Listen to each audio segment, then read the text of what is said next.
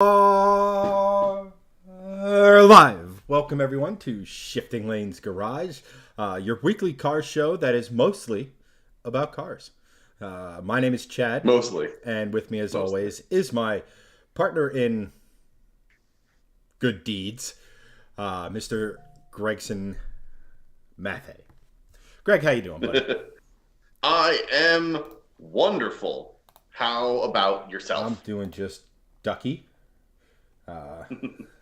Very nice, very nice. We are going to be talking, as you said, cars and all sorts of automotive goodies with you guys tonight, which is cool. And if you guys have a topic you want to hear us talk about or talk with us about, because that's the whole point of doing this is talking to you guys, then please leave it in chat and we'll talk about it. But we have a couple things that we want to talk about. Chad has a Red Bull. I have something a little bit more adult than Red Bull. So yeah, we're ready to rock. Let's go. Yes, sir. Justin, Steve, what's up, fellas? How we doing? How you doing in chat there, guys? What's up? What's up? Oh God, my chat just freaked out. All right, there we go. That's all right. It's always good when chat freaks out. Well, not when it's technical. No, not when it's technical. Accurate. There we go. So there's been some interesting things, going on in cars the last week. I can't think of any of them, but I believe you looked up a couple of things. What have you found over the last week that's been interesting? A couple things. Sean, what's up? Welcome to the stream, or welcome back, I should say. So we got What's up, Sean? a few things today that are of automotive interest. Hennessy teased that the successor. Wow, good Englishing, Chad. Successor. Exactly. That was The good. successor to the Venom F5 will be drew inspiration from the Porsche Carrera GT. So whether that means manual box, naturally aspirated engine, no flywheel, we shall see. We'll see if it ever happens. Alfa Romeo teased a supercar with over 800 horsepower, and they're already sold out. So go figure. It's like, hey, Cool. here's some vents sold out. Yeah, I don't understand that either, quite frankly. That's an interesting one because, you always have these like car companies like Ferrari or Lambo. They always have their like big clientele list, right? And they always give like the good ones to like, all their big clientele. They'll go to like what was the one that was on Top Gear, like the drummer of Pink Floyd, right? He got one of the Enzos. They reached out to him, but like, so Alfa Romeo is not like that. They are not exclusivity club, yet their supercar is already sold out. Who in the hell did they reach out to exactly? Apparently, they're making one. No, I'm kidding. But so And it's to their CEO, so they're sold out to themselves. look what I can have, and none of you peasants can in Italian. Yeah. No, but apparently it's going to be based off of the Maserati MC20. Have a hybrid drivetrain, and again make a combined 800 horsepower. Nice. It is. Sean, does the Alpha come pre-broken upon delivery? Probably. They sell it to you without without a drain plug on the oil pan, so it's already leaking oil. That's great. According to Alfa Romeo themselves, it says, "Oh my God, why don't they speak normally?" We're gonna go live to Chad trying to read it. What I'm guessing is a translation from Italian. A veritable appointment with history, a unique moment of pure Italian automotive excitement to be experienced firsthand. And that was according to a very Italian news outlet. What is the? There we go. Such bad PR language. Good Lord. And Aaron has rejoined the chat. What's up, Aaron?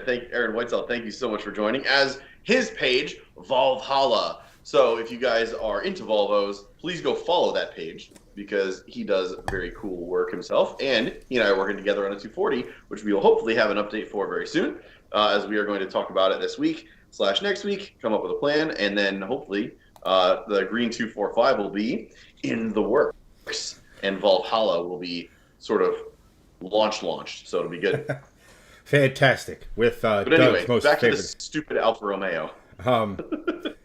I mean, here's the thing. It's going to be using the twin. This is according to a Italian outlet. So I feel like I should be reading the entire article with my hands. It's going to be a 3-liter twin turbo V6 and at least one E motor, as opposed to an F motor. Why not just say electric motor? I have no idea.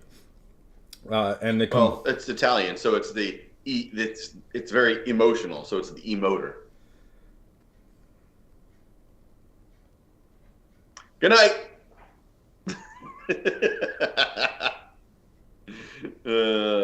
What? Italians are very emotional. You should know you are one, and I married one. you're not wrong there.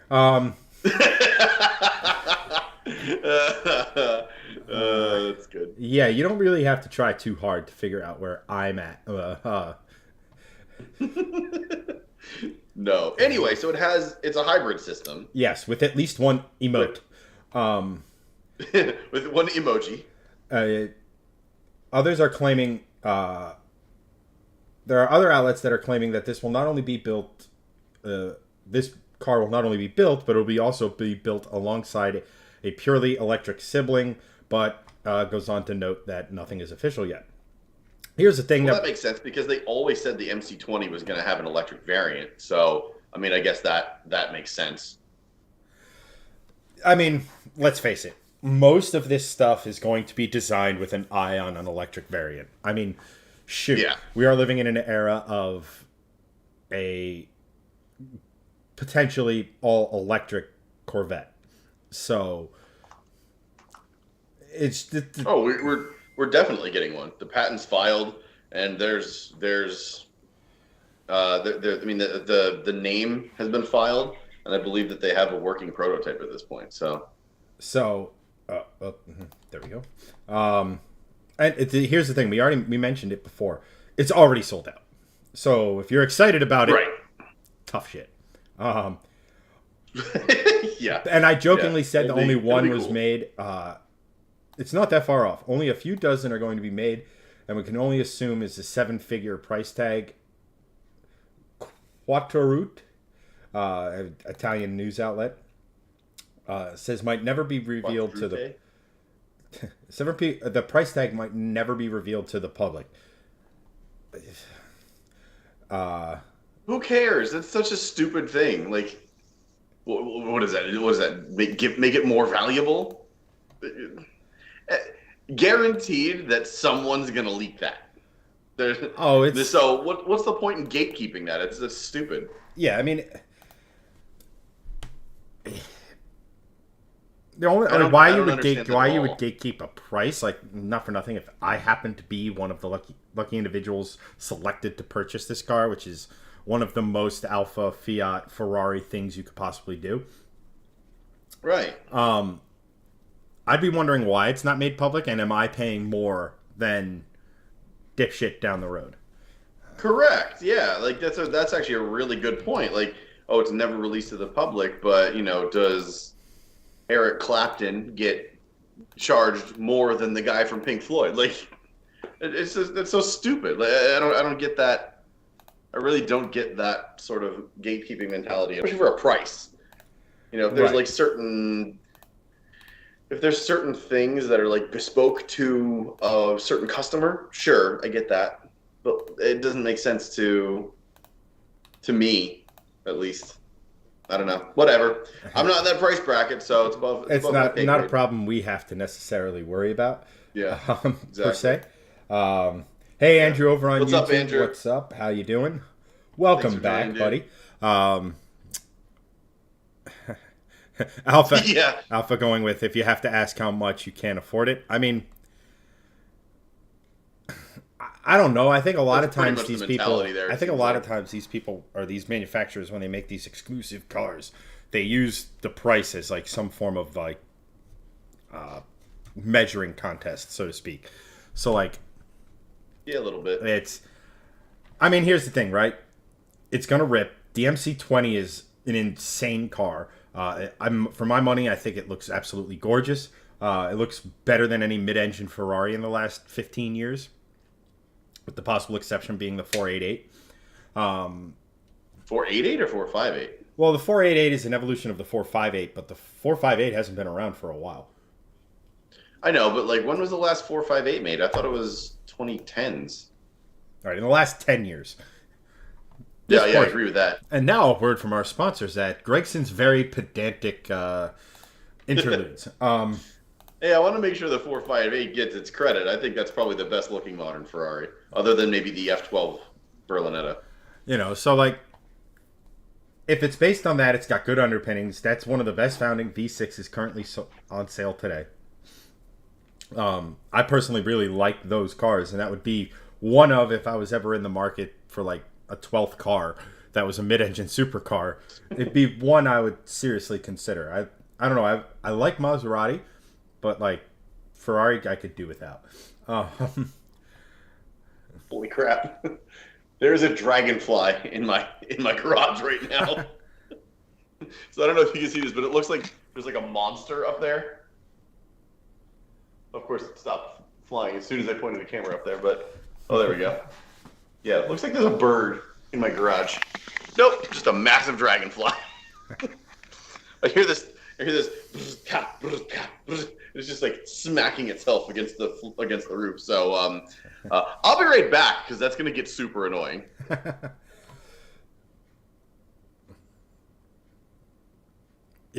Maybe you shouldn't have your garage door open. I mean, it's that or roast, and I choose to have it open. Get some AC. What is that? My flip flops. Yeah, I know. I got to get temperature controlled garage is the next thing. I'm gonna get like a AC unit to put in like the corner. At least Steve goes. At least it's not a giant moth. Had one hit me in the face the other night. Always a good time. Let's see here. Justin, yes, I did see you actually. I forget what the award was, but you won first place for something at a car show, and someone else was bitter about it, which is just awesome for the car community. Nonsensical. So please do shed some light on that. Steve screamed. Fair enough. Like I said, the other thing we were talking about is Hennessy with their F5, which is an insane piece of kit, but it's also from Hennessy, so like they don't have what many would consider to be a stellar reputation. Justin Mothra. I mean, it's cool to see an American car company do stuff like that, right? You want to have national pride in the automotive world, like, hey, you guys can make it, we can do it better, that sort of a thing. But let's just enjoy. Let's go live to the Greg Cam. Watch as the Gregson in his natural habitat chases away an unwanted intruder. All right, that took a lot longer than I thought it would, but my hat came out unscathed and without bug guts on it, so that's good. But I did swat that mother. It was great. Doug, welcome back. One of the OGs, wealth of information. Happy to have you. Welcome all of our subscribers that support us on Shift Squad. Appreciate that. What in the? What the hell? What did I just do? Dueling Chads. There we go. There we go. No, I meant to do. Some of you know, yesterday was Greg's birthday. Oh.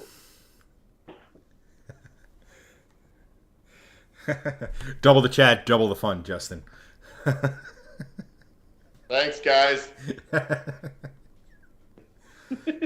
Wait, hang on. Let me sit up straight. They're perfect. That just, it looks, if there wasn't like festive stuff on that, it would look like a dunce cap. There's one coming. Nice. All right. Oh, thank you, Doug, for the 100 stars and the happy birthday. Appreciate that, brother. And thank you, Sean, as well. And thank you, Justin, as well. Yes, happy birthday to me. I am 39, which is one shy of the big 4-0, which is what Chad turns in a month. Yeah. That's... Greg looks like a garden gnome. I sure did. Fun fact. And Justin, thank you for those 100 stars for my birthday. Appreciate it, brother. Fun fact, Greg has to look up at garden gnomes. I am pretty short. That is an accurate statement. What does this do? Anywho.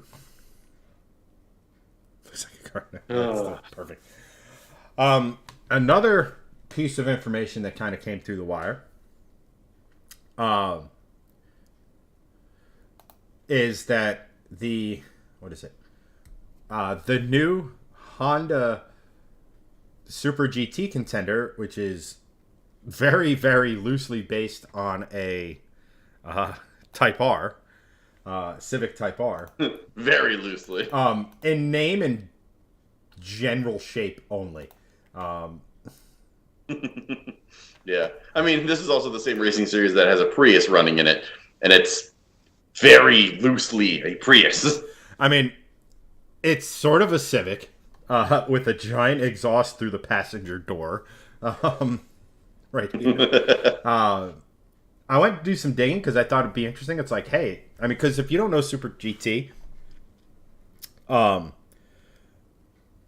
if you don't know Super GT, it's a very high level. Like, it's a Series 1.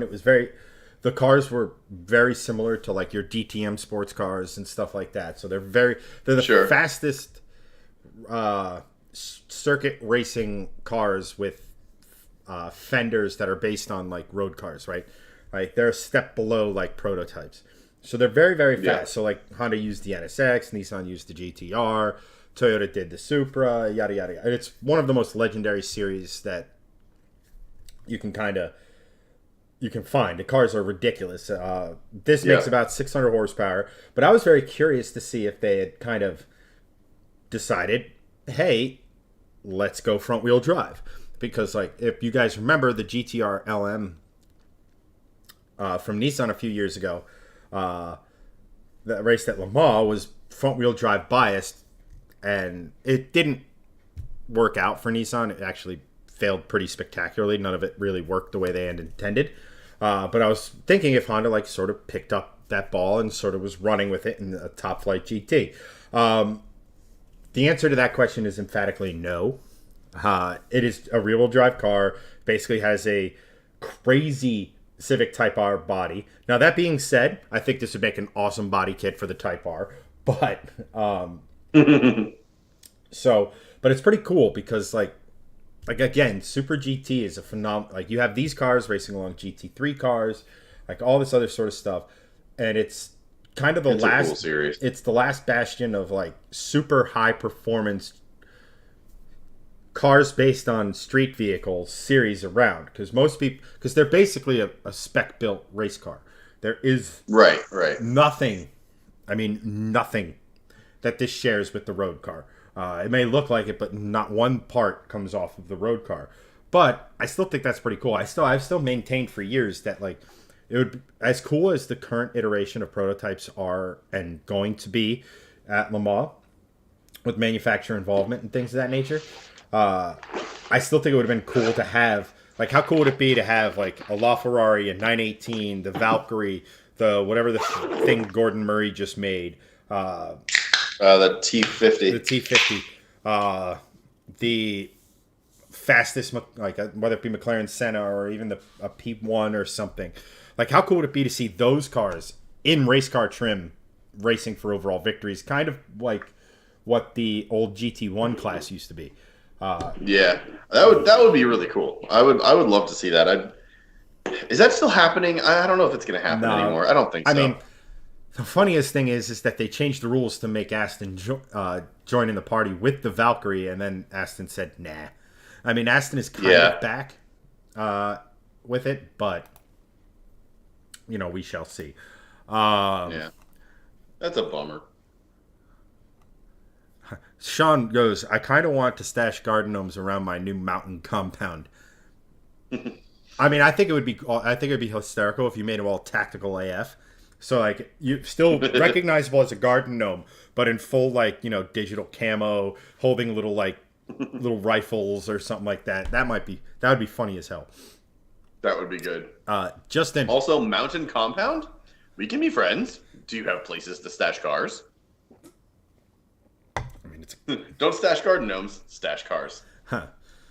One is a slightly more expensive hobby. Yeah, yeah. This is life advice brought to you by Shifting Lanes. Invest in metal. Uh, so Justin goes on to elaborate about his car show experience. So I went to a show last minute to hang out with a buddy. Apparently, my car was entered in the 80s class, which was judged. There was another Grand National there that had entered. I think there were some others, but the top three that got trophies were a 1980 Malibu, a 1989 Trans Am, and my GN. I was not planning on getting anything, but I won't say no to a trophy. Duh. Uh, the next day, the guy messaged me saying how poor the show was because he had never been in a show that his GN never got a trophy. And this is the reason why I don't do shows. It just sucks. It just sucks, and that it has been just reinforced. That does suck a lot. Like, you had a good time, you're having fun. You didn't intend to do anything, and you got a little award. Like, that's pretty dang cool. And for someone like, I don't, I don't know, man. Like, I can't speak for Greg, but like, I don't do shit with my car thinking I'm ever going to be judged, and I really don't care what a judge will say because if the car's awesome to me, I could give a fuck. Yeah, that's the same thing. I've always had that mentality of like, look, I've definitely judged people in the past, and I'm well past that. So like, I will not say that I have not been without throwing any stones because I definitely have. But like at this point in my life, honestly, like if you want to buy a Volkswagen Beetle and put a flower in the little vase and drive that around because you like it, good for you. Do it. Like you should absolutely do that because that's your car, and if you love it, do it. I don't. There's always funny like stereotypes that we can always throw around, but at the end of the day, like it's your car, and if you want to drive it, drive it. Like no one else is buying it for you, so they can quite frankly go to hell. I get I don't know why, but I get a lot of hate on like loving Volvos. Like on our if you ever watch any of our short form stuff on either Facebook or Instagram, TikTok, or Shorts over on YouTube, like most of the people are really friendly about it, and then there's a lot of people that are just like, "Why do you like Volvos? Volvos are such a shit brand." And I was like, "That's your opinion, and it's you're allowed to have it, but like you're wrong because I like Volvos, and those people aren't going to convince me to drive another car. Otherwise, if I had more money, I'd drive other cars, sure, but like I'd still. And I made a video on this like 5 years ago, and I still stand by it. I will always have a Volvo in my garage because of the community. So like, I don't know. I just I don't see the point. Like the only conceivable thing that I will probably still talk or speak out about is the like really like Stance Nation crowd with the not the ones that are slammed. I like slammed cars. Slammed cars are cool, but the ones that are like the cambered wheels, or like Carolina squat trucks. Just because they're unsafe. It's like just like the fantastically unsafe thing to do for ease.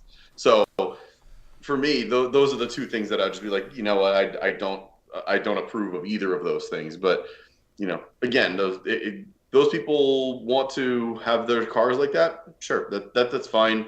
But I don't approve of that. But if you want to buy like a VW Beetle, stereotypically, girl's car, Mazda Miata, whatever, convertible, Audi A4, do it.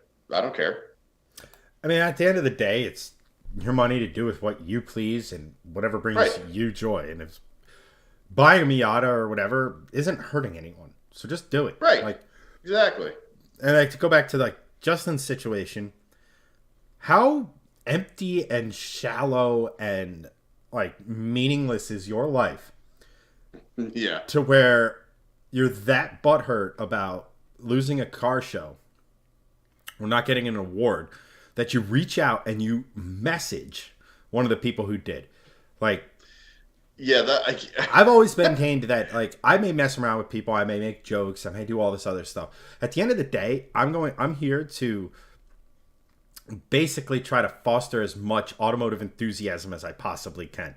I just happen to be a ballbuster in everything, as Greg can very well attest to, and as a lot of our OG, our supporters and stuff will also attest to. I just like to bust balls, and if Greg throws it right back at me, he's a good sport with it, and like that's kind of how I am. But like, if you're enthusiastic about a car, whatever it is, again, like the Carolina squat and like the stance stuff, like it's just not my bag, and I think it's moronic to just completely ruin a vehicle in this, like, at this point it's a troll. I can't imagine anyone actively liking that. Every single person I've ever met in both of those communities are not enthusiasts. They just want scene points. Right. It's, and it goes back to sort of what the internet has kind of become, right? It's not about what you produce or how good you produce it. It's just about what generates the most, I don't even want to say it, conversation, because like that's why internet trolls exist. Like we make the joke all the time about how some people, when they leave a negative comment on like a YouTube video or a short form video we make or something, and it's like, hey, thanks for the algo bump, right? Yeah. Because there's no such thing as a bad comment. Thanks. I mean, there are bad comments. There's comments we have to delete and things of that nature. But as far as like just within the normal realm of it, if you comment like like I post stuff on the Mustang. Guess how many comments I get about crowds, about POS, like all this other. Yeah. I don't care, bud. You know what you just did? You just commented and you just told the internet overlords that people are commenting on this one way or the other. And guess who gets 99.99999% of the ad revenue? Facebook, YouTube, Instagram, the lot. Yeah. So they don't care. As long as you're not being hateful, they don't care what you say. So it's just, like I said, it just boggles my mind that someone would be that empty inside to where they need some random car show, trophy straight out of 1960 to validate their car's existence. Like, that's nonsense. Justin, man, I mean, congratulations. Enjoy it. Yes. I would honestly take a picture of yourself sitting in a lounge chair next to your car, with the trophy and you shouldering the trophy and giving the thumbs up and send it right to him, because he deserves nothing short of that. That's pretty awesome. I got to be honest. I would do that. I would, but it would be like a humble gloat. I wouldn't like rub it in his face, but I would.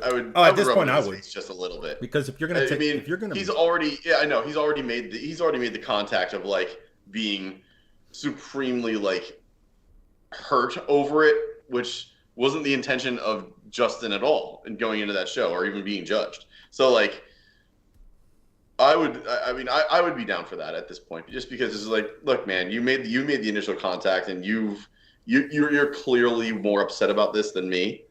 Right, like if he was upset the day of and was kind of bummed out, and like, I'll give you a perfect fucking example, right? Carlisle. I didn't make the exhaust final, again, due to the deafness of the judges. But I didn't go and shit on everyone's parade who actually made the final. I didn't go over, like, I'm sure some of you who were there remember the guy with the Corvette who was just yelling stupid shit at the people as they went up and down on the final and things like that. Like, and at the end of the day, I love my car. I don't give a shit if random judges at Carlisle, PA don't. It's not, I am not going to lose sleep over it. I'm not building my car for them. I'm not like that sort of stuff. But like I could have easily just sat there and had sour grapes and sat here and said like, your car's shit. I don't know what you're doing. Blah blah blah. I could have made a big stink about it. All that other stuff. And like I said, I'm here to foster automotive enthusiasm, not hate. Because we are a dying breed. So if you force someone out, that's just going to mean you're going to have to talk to more normal people, and that's not as interesting. Yeah. All right. No, I agree with you. I'm with you on that, honestly. Let's see here. Just going to catch up on chat real quick. Volvalhalla said, "Did you watch the IMSA Lime Rock race this weekend?" I did not. I was going to actually watch the replay of it. No spoilers. But I'm a fan of Lime Rock. I went there every year as a kid with my father and stuff like that. Big fan of Lime Rock. FCP Euro, if you're watching this next year, hey, hook your boys up with some picks. Just saying. I promise Greg will have. I promise on average we will have at least one European car between us. On average. Pretty much, yeah. And Greg might own two or three, accurate. But I currently own 3, soon to be 2. Actually, no. I currently own 4, soon to be 3. Let's see here. Justin says it best. I just want to have fun. I just want to drive my car and have fun. The end. Don't let this dude get to you, man. Like I said. I mean, I personally would be like, or like another thing you could do is just like legitimately just have the trophy and send it pictures of like you hanging a clothes to dry on it, or just like hanging your spike, like it doesn't even matter to you because it like, or tell him he can have the trophy back, but it has to say at the bottom, Justin's car is better. I like that even better. Or like get the plaque made at the bottom. Those don't cost a ton of money, and just sit here and say like Justin's car. I like that better. That would actually, you know what? No, I take that back because that guy would rip that shit off instantly. Yeah, and put his own thing, which is dumb. Doug goes, I think underdog brands like Volvo, AMC tend to attract friendly folks because there's a natural lower one-upsmanship. You don't pick a car to expect it to be on top. I think there's an element to that. I also think that... Yeah, I agree. I also think that there happens to be a... more of a closeness to the smaller groups, to the less popular groups, the underdog brands, as you say, just because there's fewer people. So it's a little more... the people running it are genuinely nice people, and it attracts that, as opposed to, like, for example, BMW, Mustang forums, stuff like that. Majority of the people are nice. It's just, if let's just say 10% or 5% are trolls, 5% of 10,000 is a lot more people. Yeah. With a lot more likelihood to comment and be jackasses than, say, 5% of 1,000 people. Yep. And like I said, I've only come across 2 or 3 people in the Volvo community that belong over there. The overwhelming majority have been great. Sean goes, yeah, agree. I had a Mustang guy try to buy my 940, thought it was cooler than his car. Again, it's personal taste, man. Like, if he likes that cool factor, so be it. I'm not going to sit here and tell someone, oh, you're selling your Mustang for a 940 Volvo, are you dumb? Do you? Because at the end of the day, if you're not getting enjoyment out of the Mustang, but you would out of, like, say, a 940, or like you like the uniqueness of the platform, and that's that. to stand out at a car show with a Mustang. Not that that should be your goal with anything, but like this, you have to be pretty ridiculous. My car would get lost in the shuffle. 1, because the exterior isn't that crazy, and 2, again, there's a lot of Mustangs making the power that I am.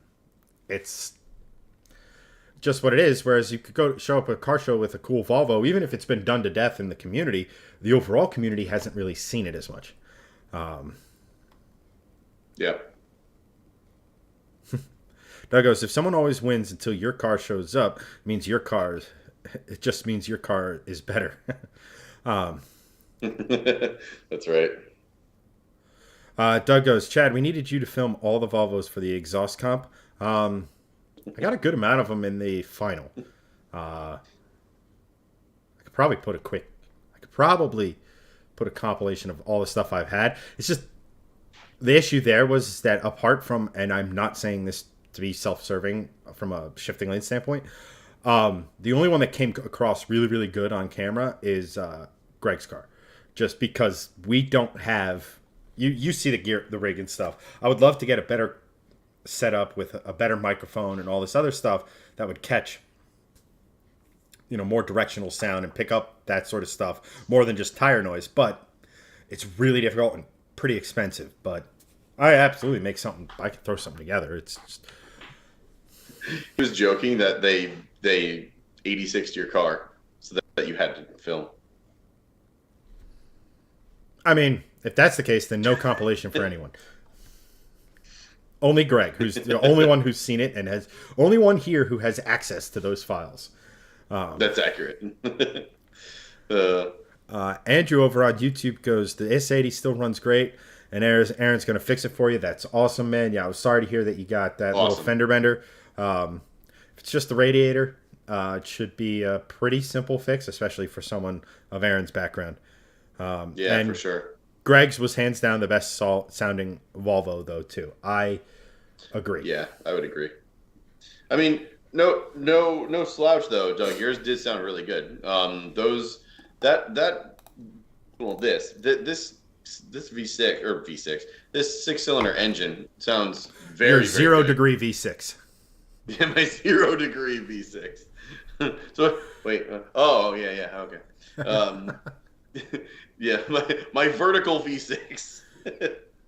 No, the 6 in this car does sound pretty amazing. I'd be honest. Like, what I would really like to do is actually get an XC70, and throw like a wild exhaust on it, but just keep it totally stock otherwise, and then go to like the drag strip or Carlisle and then just rip it. And people be like, what the hell was that? Like, totally straight pipe it and just make it sound completely ridiculous. But it's like, I don't know if he's watching, but it'd be like, it'd look like Charlie's rig with all like the big light bars and stuff and whatever. But like, that would be cool to have like a straight pipe exhaust on like, just like a basic or, not that Charlie's is basic, but like a basic XC70 or like a, like an elevated one that just looks stock but has like lights and stuff on it. Like that would be funny to me, just because the engine sounds so damn good. That would be cool. Yeah, and that's a Brett. I agree. Actually, the funny thing is I don't agree. I love the way this car sounds. It sounds so good, and Chad actually put it really nice. Like, this thing sounds refined. It's like really just a good sound. It's a great sounding car. It sounds very refined, 6 cylinders. Just, I don't know. There's no better way to describe it than the way Chad did. It's a very refined European sounding car, and those always sound good. But there's something about just a big American V8 with headers and an exhaust. And honestly, like, to me, that thumps me in the chest more than this. And don't get me wrong, I love this car, and like, I don't want to get rid of it. I mean, if someone offered me $50,000 for this car, sure, I would get rid of it. But like, outside of that, I'm not getting rid of this car. It sounds fantastic. It's a perfect daily driver. Kids love it. It's safe. Yada yada. But Chad's Mustang sounds better, quite frankly, to me at least. Like, I mean, and I do agree with, in a way, with Chad's car not making the final and the exhaust comp at Carlisle, only because it's technically like a European meet, even though domestics are there, because it's import and performance. So like, any performance car can really show up, doesn't matter what it is. And like, they usually let like a couple of domestics through, which is cool. But like, I feel like if your car went to either Ford Nationals or domestic nationals or whatever, I feel like that probably would have sent you through. Just because I feel like the European-ness of that meet probably is why they gave you. And why did 73,000 Subarus make it to the final? That's because they're imports. That's and I think that's the reasoning. They want more import in the show than performance, because then there's that one GT500, which I do think that car sounds better than yours, but I also think that there's some exhaust work that guy's not really alluding to with that car. and it sounds pretty freaking ridiculous. Um, However, for the money, I'd still prefer your car because it has a manual, and that car doesn't. Yes. So, Um, um, but I mean, I do still think that your car sounds better than mine overall. well, thank you. I appreciate your, I guess, blatant and I appreciate your correctness. honesty. Here's the thing with your car, straight six. Straight six, done right, doesn't take a as long as. Let me go back to that.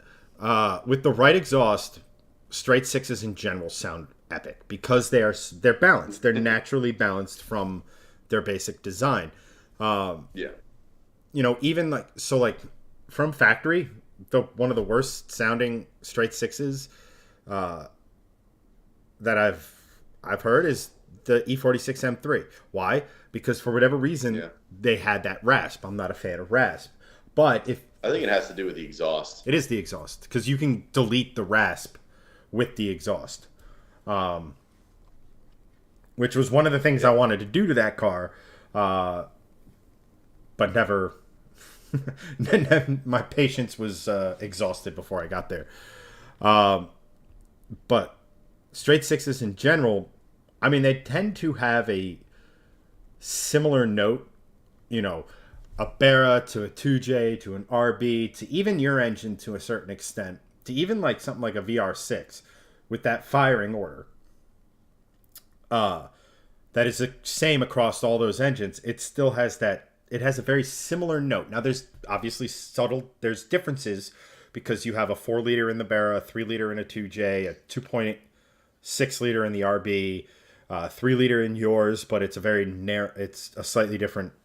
But they have similar sounds because, again, they're inherently balanced from factory, so you don't necessarily need to skin the cat to make them, balanced. Yeah. I mean, Aaron makes a good point. Like, I actually agree with him. I disagree. I think the 5-cylinder cars sound better than a straight six because of the off balance of cylinders. I agree there, and that's something I've always said about this car. Is this car sounds amazing. It is definitely one of the top 5 best sounding Volvos ever made. But the 5-cylinder Volvos do sound better. Specifically, I think and it's weird to say, but I think the 2.5 liter with a ported head sounds probably the best out of all of them, in my opinion. The 2.4 and the 2.3s, they all have just a touch of acoustic differences, and you can, if you're really in the community, you can kind of tell. There's a little bit of acoustic differences, sort of like how you can tell between like some of like the BMW i6s. You can kind of tell there's little differences here and there. It's the same with the 5-cylinder Volvos. And also with the 5-cylinder Audis, it's the same kind of thing. But like, to me, the 2.5 R motors do sound the best. I don't know why. Maybe it's just that extra 0.1 of cylinderness. I don't know. But to me, those do sound the best, followed by the 2.3s and then the 2.4s. And I'm really splitting hairs, to be quite honest. They all sound very similar. And we're talking like better, as in like a 100 versus a 98 versus a 99 overall, like if you're doing that kind of scale. So like, I agree. I think the 5-cylinders sound better than this. This, however, is probably one of the better sounding straight sixes I've ever heard. Supras sound cool, but I don't think they really sound like amazing. They sound great, but I don't think they're top tier. Personally, I think this sounds better than the 2J. Again, E46, I'm not a fan of. What other straight six? The BMW's other BMW straight sixes. The one they put in the F80 M3 sounds very good. I know it's turbocharged, but to me, that's probably one of the, I don't know. There's a lot of other straight sixes that I think sound better. But again, if it's me, I would just rather have a V8. That engine is my spirit animal. I love V8s. I love the way they sound.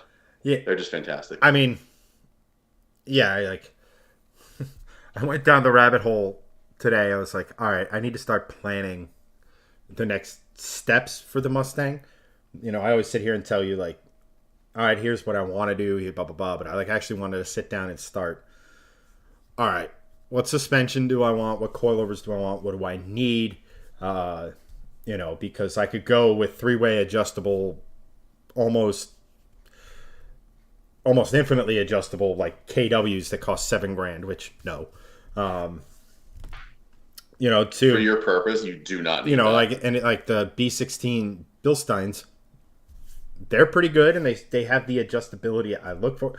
I went down that route, and then there was like, I do eventually want to put a different exhaust on the Mustang. Maybe even put in a extremely high flow, but still a resonator on the Mustang, because I keep hearing those GT3 and GT4 Mustangs, and I understand they have more displacement, so obviously their sound's going to be a little bit more baritone. But I want to get rid of that rasp, and my car is effectively legally straight piped, if that makes any sense. I mean, I have a cat and I have a muffler, and both aren't very restrictive at all. They're there for show. So, but like, I'm sitting here and I'm thinking about it, and I was actually talking to Steve, who is BRBing at the moment. I'm like, yes. Oh, as will I. I will be RB as well. I keep saying it's like, I would love to have all this stuff done by end of the year, and I could, or I could have something with 4-wheel drive and survive the winter, so to speak. And that's kind of where we're at now. But as we were talking about it, Doug goes, could be even the gear ratios, faster spool up can give a better sound. I completely agree. It could be the turbo back housing plays a big part in sound. Like Greg's turbo is done, dusted, back, maxed out to, like, when we went to the dyno last week, and it's very obviously maxed out. So like, increasing flow and having less restriction in the flow can change a whole manner of things, can change the flow or the sound of an exhaust.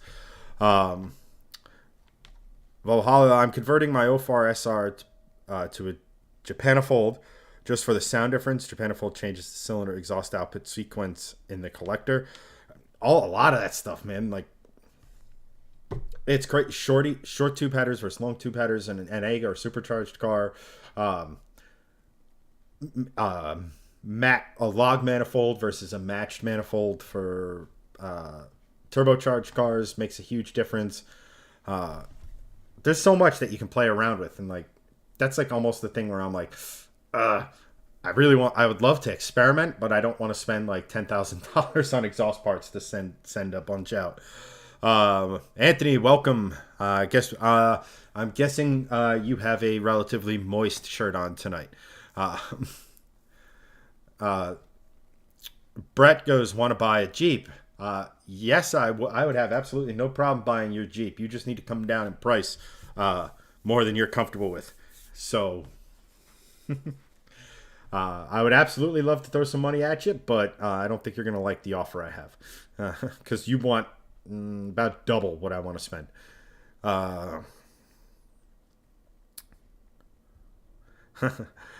Justin goes, I like my exhaust sound, turbo go whoosh. That's another thing that plays into this, the spool of a turbo or the whine of a supercharger, etc.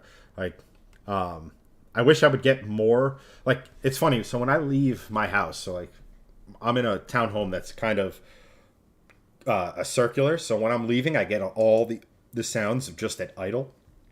So I'm not a dickhead revving my engine or pinning it, driving around my house. But I can hear like the induction noise from the supercharger. I can hear the little bit of transmission whine. I can hear a little bit of supercharger whine, or at least the gears. So like all that sort of plays into it as far as the sound.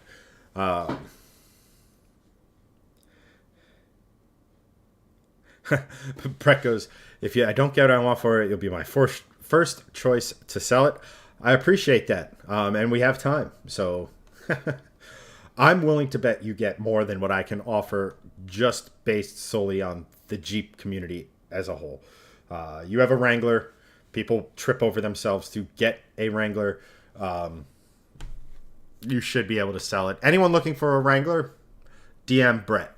I have it on good authority that it's not rusting back into nature. So it's about as good as much as I can endorse it, but Greg's back. Everyone say hi to Greg. Hi. No one say a word about what you guys talked about me while I was gone. Actually, didn't say much. We commented on Anthony's shirt. Oh, good. Anthony, what's up, man?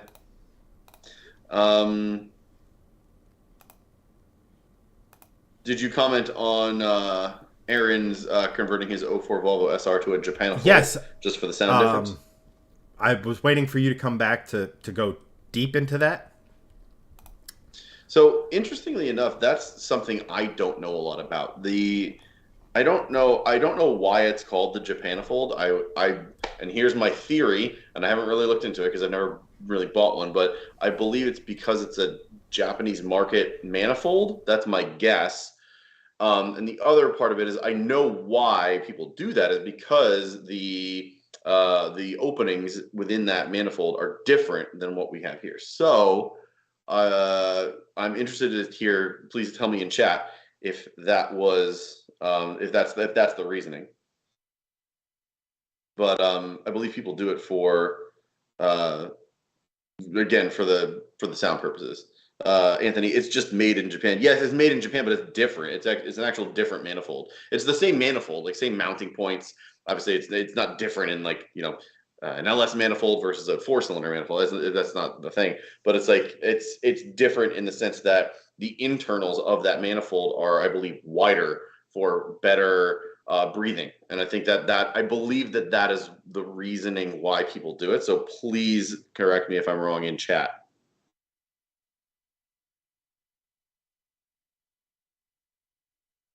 Bueller. Is Chad even here still? Did he leave? Maybe he went to pee. I don't know. BRB. Oh, yeah, there we go. Okay. Chad has BRB'd as well. Here we go. It's also from the Japanese T5 motor, if I'm correct. That's what I thought. I thought it's actually a JDM part, which is funny to say about Volvo.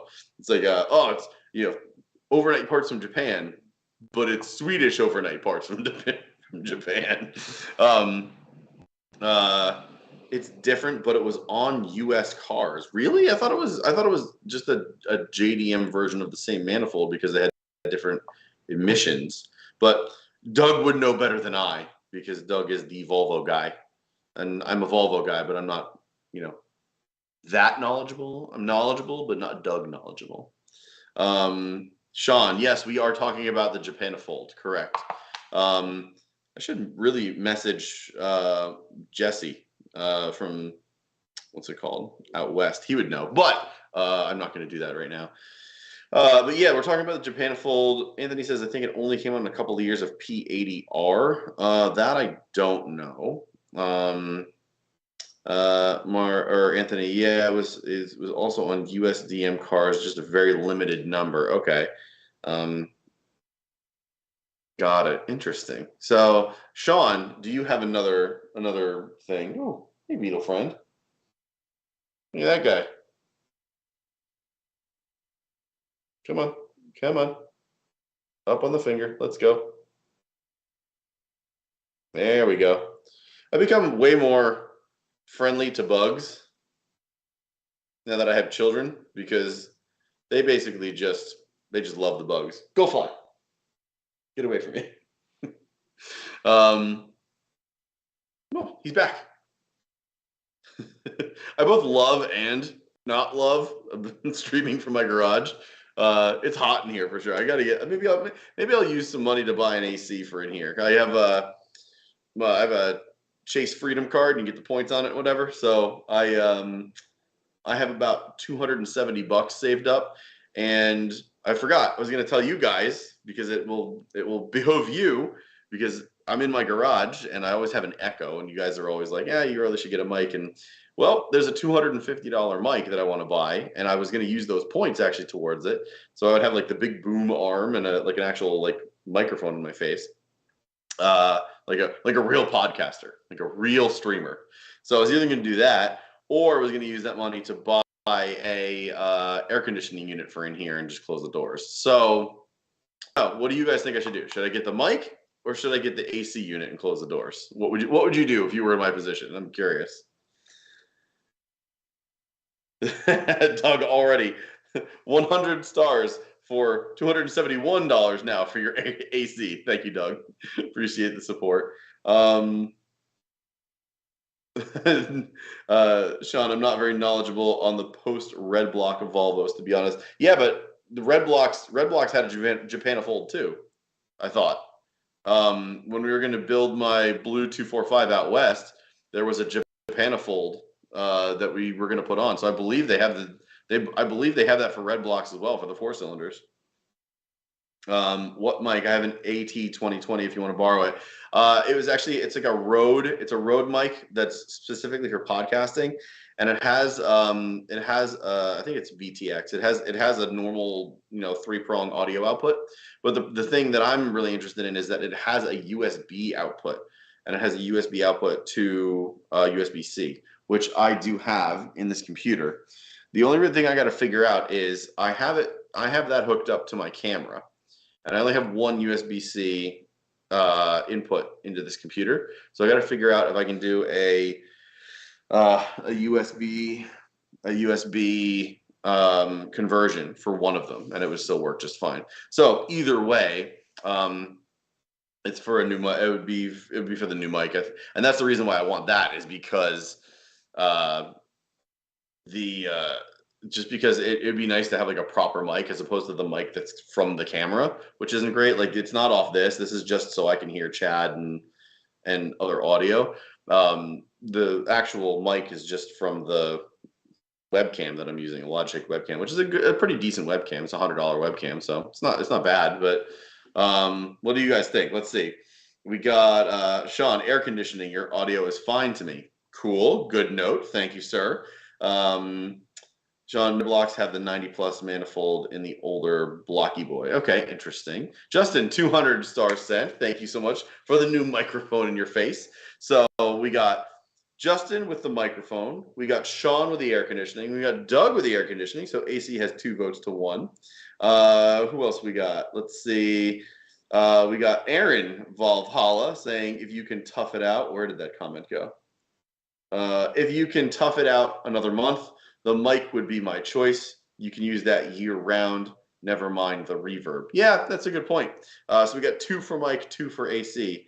I think that's probably good. Scarlett audio interface. The thing is, I would be down for an audio interface, but it just needs to hook up to a laptop. As long as there's a USB connection to something, I'm interested in it, because I don't have a big soundboard that I could really use or do anything with. I don't think Chad does either. He does have more capabilities sound wise than I do, but my thing is I need it to be plug and play, because like I said, I stream from my garage. So I literally set up just a foldable table with my computer, my one Apple AirPod, and my camera. That's it. So I can stream from my garage for you guys. Mostly so I can get a little bit more privacy too, because inside, I have my wife run around, my kids are going to sleep, my mother-in-law's here, we got 2 dogs. So right here, like, this is my space. So I'm thinking the mic might be a better option, to Aaron's point, just because I can clip it to the end of this table, or like wherever I need to on this table, and it's going to be winter or at least fall in 2 months. So I could probably just tough it out. I already have a space heater, so maybe I could do the AC for next year, which would be cool. So we'll see. I don't know. Within the next week, I'm going to make the decision, but you guys are helping me out. I appreciate it. Sean, at this point, you could do both and get a snowball microphone and get an AC unit. Yeah, you could get like a little bit of a lesser mic, which is fine. But again, I need it plug and play. That's my biggest thing. I need to make sure that it's plug and play to the computer, or the audio interface is plug and play to the computer. So that's the biggest thing. Do you use your Mac or a PC? I use a PC. I have a gaming PC by Victus, and it has it has it right here. A Ryzen 5000 series 7 and an NVIDIA GeForce RTX card. So those are my specs. It's a pretty decent gaming PC, but really I just want it to be plug and play for the ability to be mobile. So that way I don't have to have insane setups for this, because I don't have time to have this 30-minute setup or even 15 to 20-minute setup. Like, I can get this whole setup done in 5 minutes, and that's a huge key for my me. mic is literally just USB 2 plugged in. Right, and that's if I can find a mic, like a boom mic, which would be cool. Just because I think that would be better for this, because your mic works because you're in a living room. In a garage, I think I would need more of just like the typical podcaster, like mic in your face kind of thing, or at least off to the side for better audio quality. But as long as I can find one that has a USB interface, it doesn't have to be a $250 mic. That's just one I found from Rode that's like new, that has a good USB interface. That would be that's my preference. Right. Well, so here, let me. Sean Ford's Snowball is USB. Okay, that's cool. I'll look that up. I'm not familiar with the Snowball mic, so I think I've heard of it, but I've never actually looked into it. But I will definitely check it out. Thank you, Sean. But I just put the link in chat of my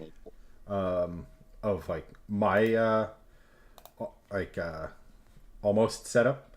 But yeah. Oh my God, that link just took over chat. That link just nuked chat. All right, chat, get rid of them. Oh my gosh, I didn't realize that. Well, it's an Amazon link. That's why it's like longer than the equator. But the only difference you would have versus me is it has the pop filter that you can put. Wait, is this your mic? Yes. Oh, I didn't realize you had this mic. I thought you had a different one. No, this is the mic I've literally used every Can you hold it up so I can see it? Or you could just, check your DMs. Oh no, I saw. Oh, there it is. Okay. And for scale, that's my hand. Oh. And it's simple. So if I just want to mute. Yeah, I know you have the tapping function, which is really cool. I do love that. I didn't realize yours came with like a full boom arm and like a diffuser. That's actually pretty sweet. Well, I don't have the boom, and I don't use the diffuser, but because of the space I'm in. But any space that you have that has if I was to do this in my living room, I would still get the echo because it's still, or the buzz because it has that. But it's direction. This is directional as well, so I can have it for the entire room. So like if we were, let's just say we decided we had the space, we decided, all right, this is our studio.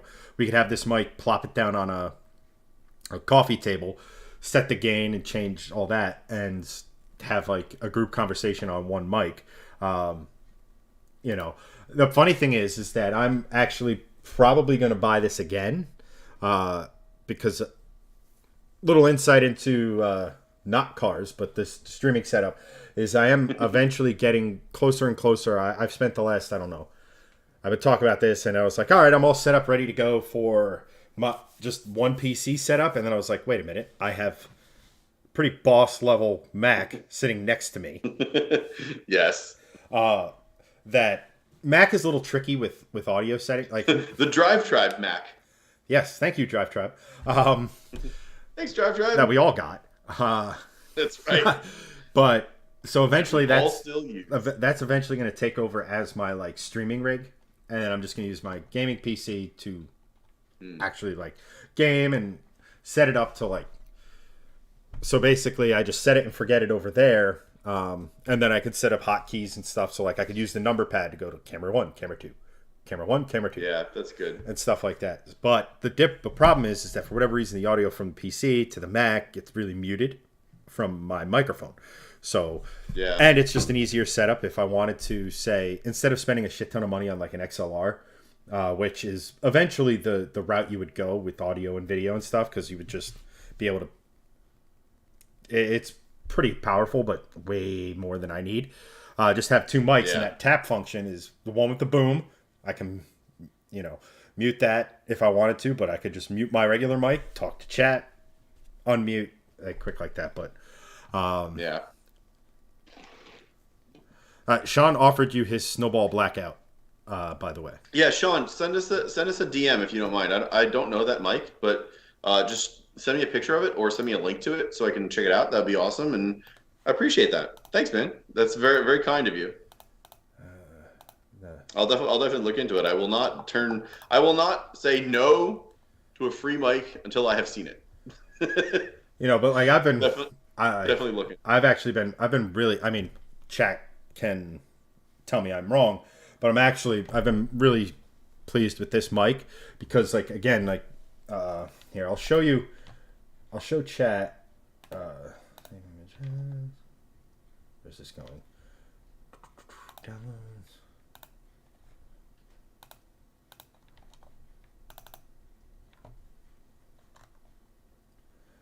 This picture came out way blurrier than I wanted it to. But wow, that's really bad quality. Thank you, Facebook. But just so you guys get an idea of it, like the mic is sitting like just over here to my left. My other monitor is over here, and when I game, I'm literally like this. And if Brett's still in chat, he can tell you, much to his chagrin, that he can hear me just fine.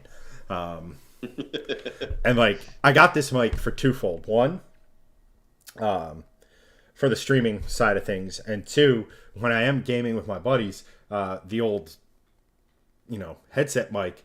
Well, I game in I'm like right here, so, and my controller, which is a why am I drawing a Scuff, is apparently loud, and it was annoying the guys. So like now it's pretty far away, but it still picks up my audio pretty good. So that's good. Gregson's going to come home to a truckload of microphones. I mean, I am not opposed. I'm okay with this. I will take whatever one he doesn't like. Yes. But yeah, now I'm off to the side looking at air conditioning units that are the quietest. Because I don't want to have an air conditioning unit in here and it should be like right in my face as I'm streaming, because then the mic would be completely pointless if it's just loud in the background.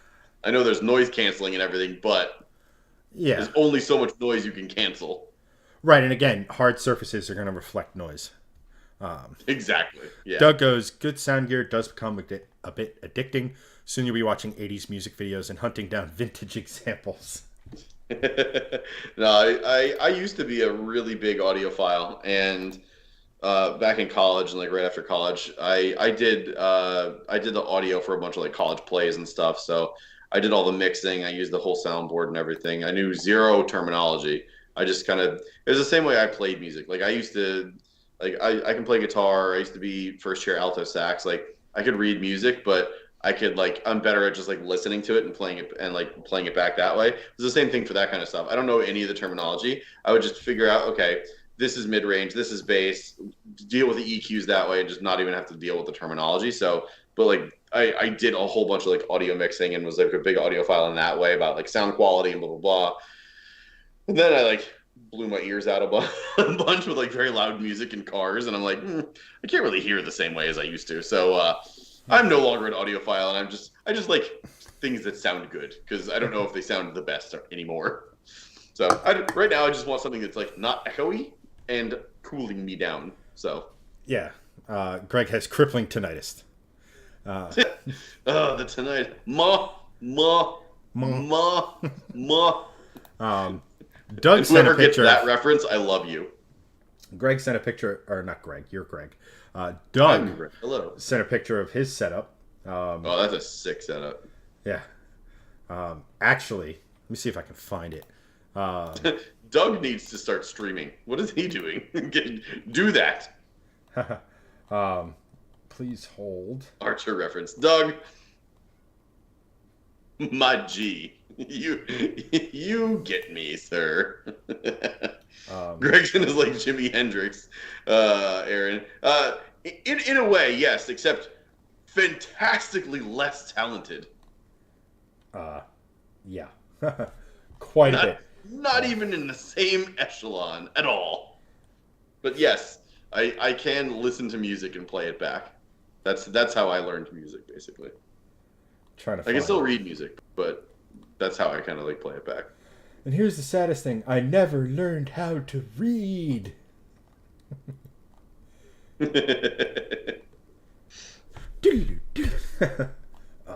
Wayne's World, one of my all-time favorites. And Wait, what?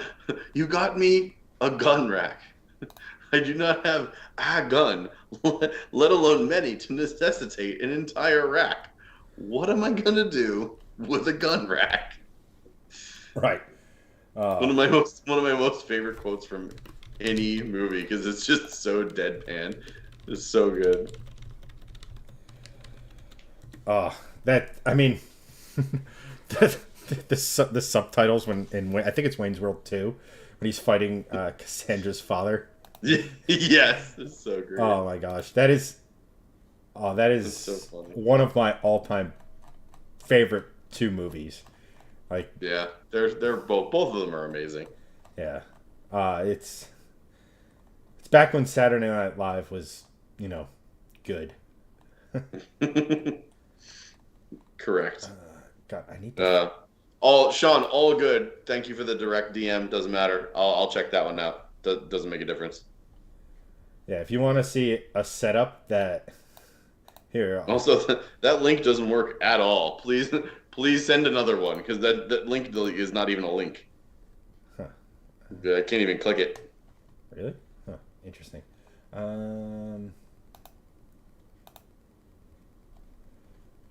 Oh shoot! I got off of. Yeah, agree, Aaron. Both are self-taught without schooling, but in the end, it's the passion that matters. Hell yeah, totally agree. Let's see if this works. I don't know. It's the same long ass link. Damn it!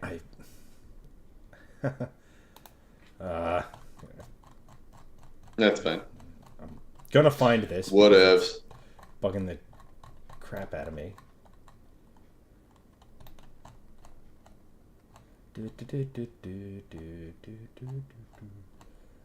Where is it? Anyway, should we talk cars? Probably. Actually, just real quick Probably. before we get there. Desktop. Before we go there.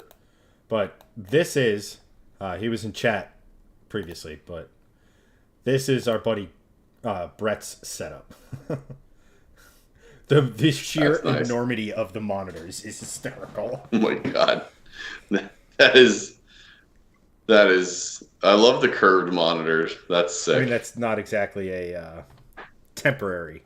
Damn. Yeah, no, that's a permanent installation. That is a museum quality installation. So, weird art. Steve goes, I can't drive my Jeep for more than 15 minutes without it driving like shit. I have to replace the O2 sensor and might just yeet the car.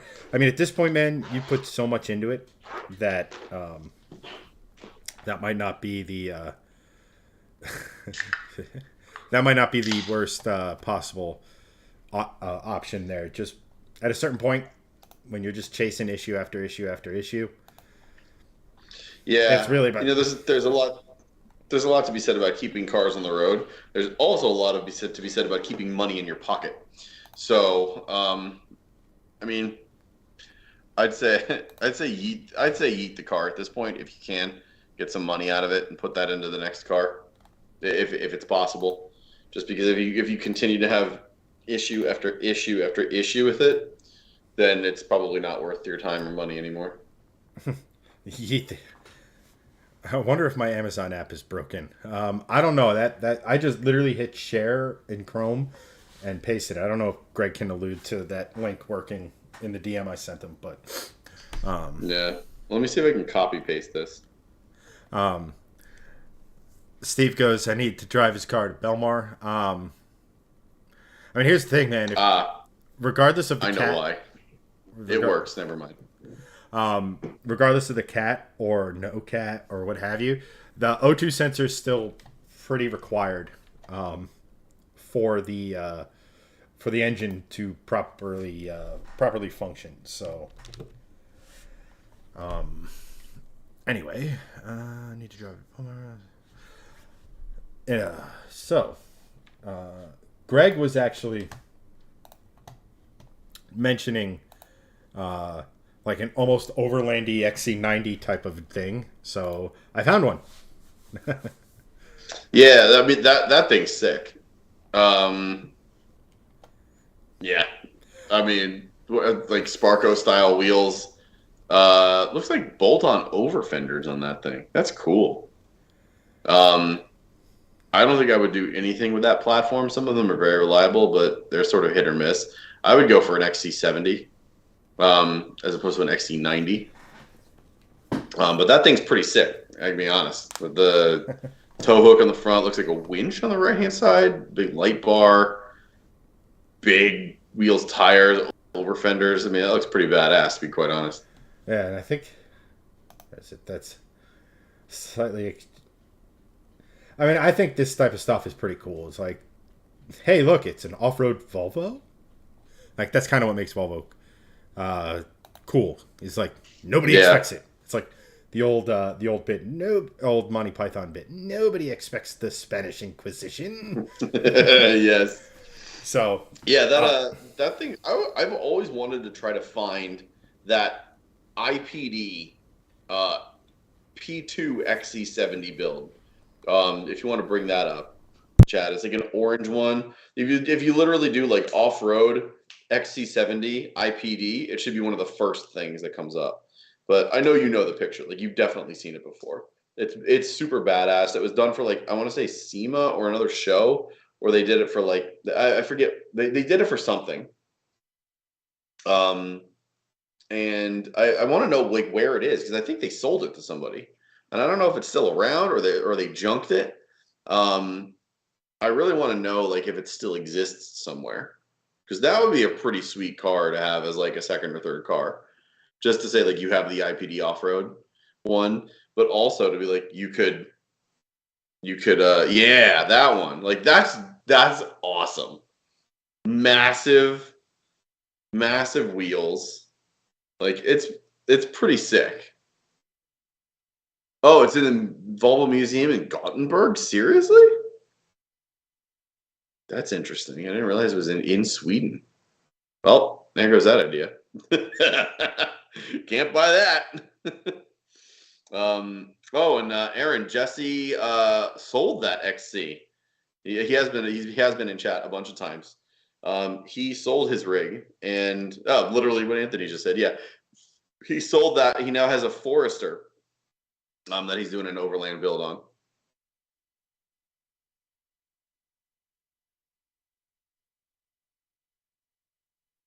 So yeah, you are muted. I don't know why. an overland build is always a project I've kind of wanted to dive into.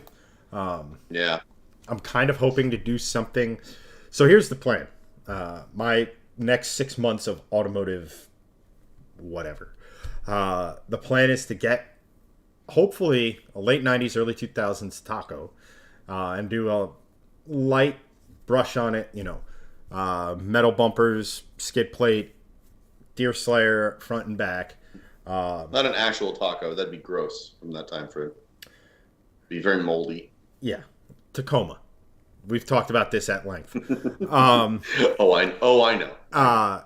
And then kind of get the ball rolling there, and like ideally also like I have to look at it and see if they're compatible. But like I've always had this plan in my head. So like if you took like a 2005 Tacoma and put the driveline in it from a 2005 4Runner with the 2UZ, the V8, and have the V8 Taco 4-wheel drive. That's always something that's interested me. I mean, obviously that's a pretty expensive build, but I would still like to do something overlandy. And then again, it's one of those things, right? Like get it to a certain phase because like a lot of the late 90s, early 2000s tacos that I've seen, I would probably want to do like an interior refresh as one of the first things. Not to say that I'm bougie or the interiors are bad. I would just like to do an update, put in a double din at least that has like Apple CarPlay or something, modernize it a little bit, and that sort of stuff. Let's see here. Ooh, chat's been busy. Doug goes, I have an 06 XC70 with a brake control module I'm getting tired of trying to fix. Someone wants a good project, $130K on the car. I have $4. Sean Forget about tree fitting. Sean goes, I want an IPD chassis brace for my 940. I could build my own out of random junk, which would be absolutely appropriate for my car. Time versus money is always the thing. Yeah. Buy my Jeep. It's not that bad. It's not as bad as I say it is. I just have to temporarily retire her to work on her. Yeah, no offense, Steve, but you've scared the living shit out of me about that car. The almost monthly issues it has is, and like I said, like there are two trucks I would like to get, and when I go the taco route, that just means it's more budget friendly at this moment in time than a full on V8 Raptor. Otherwise, that would be. Doug, I think Steve goes, I'll trade you for the 240 project. No, that's Doug. Doug said that. Oh, that's what I meant to say. Sorry. I'm reading at like a pre-K level right now. That's okay. That's my usual level. Nope. This Mark said, Sean, message chat, a good pick of Timmy. The stream deserves to look at it. Sure. Go for it. Let's see here. Steve goes, I need a 4-cylinder daily. Don't we all? I mean, here's the thing. You can get a good Civic or Corolla or even a small crossover for not that much money that's going to be dead nuts reliable-ish for not a lot of money, Yeah. And it's interesting because when I was in the Subaru WRX community, so many people would come into like either the live chat on WRX. I don't even remember what it is. WRX. There's SubaruWRX.net or whatever. One of the forums that I was on.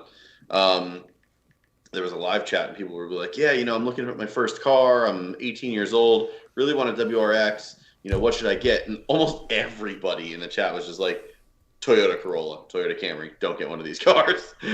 Because everyone knew that, like, they're cool cars, but, like, for your first car, you shouldn't be getting that for your first car. And it's not even the speed thing. It's just, like, they're not really that reliable. They do have issues, and every 17, 18-year-old that wants a WRX, what's the first thing they're going to do to it? Oh, you're probably going to put an access port, an intake, and an exhaust on it, of course, because, that's what you do with a WRX. So, like, everyone was just like, yeah, get a Corolla, get a Camry. It was like, but yeah, like that's the best thing you could possibly say to someone because those cars are cheap to maintain and they never die. So like get that as your daily and then save up and get something cool as your second car if you can swing it. That's the when you're younger, like that's the play. 100%. And like not for nothing, if your goal is to commute and be fuel efficient, like, yeah, they're boring. It's not like, yeah, you're gonna build something like, crazy out of it. But they exist and they sell for a reason. And yeah, like my use case for getting a sedan actually makes a lot of sense. There's enough backroom seat for 2 kids, and all I do, like, I don't commute. Like I work from home, so like I would literally just drop my kids off and come back here, and that's it. And then I could have this like on the side of the house as like the enthusiast car. But like, quite frankly, I'd rather daily drive this. but my use case makes sense for that sort of garage, if you will.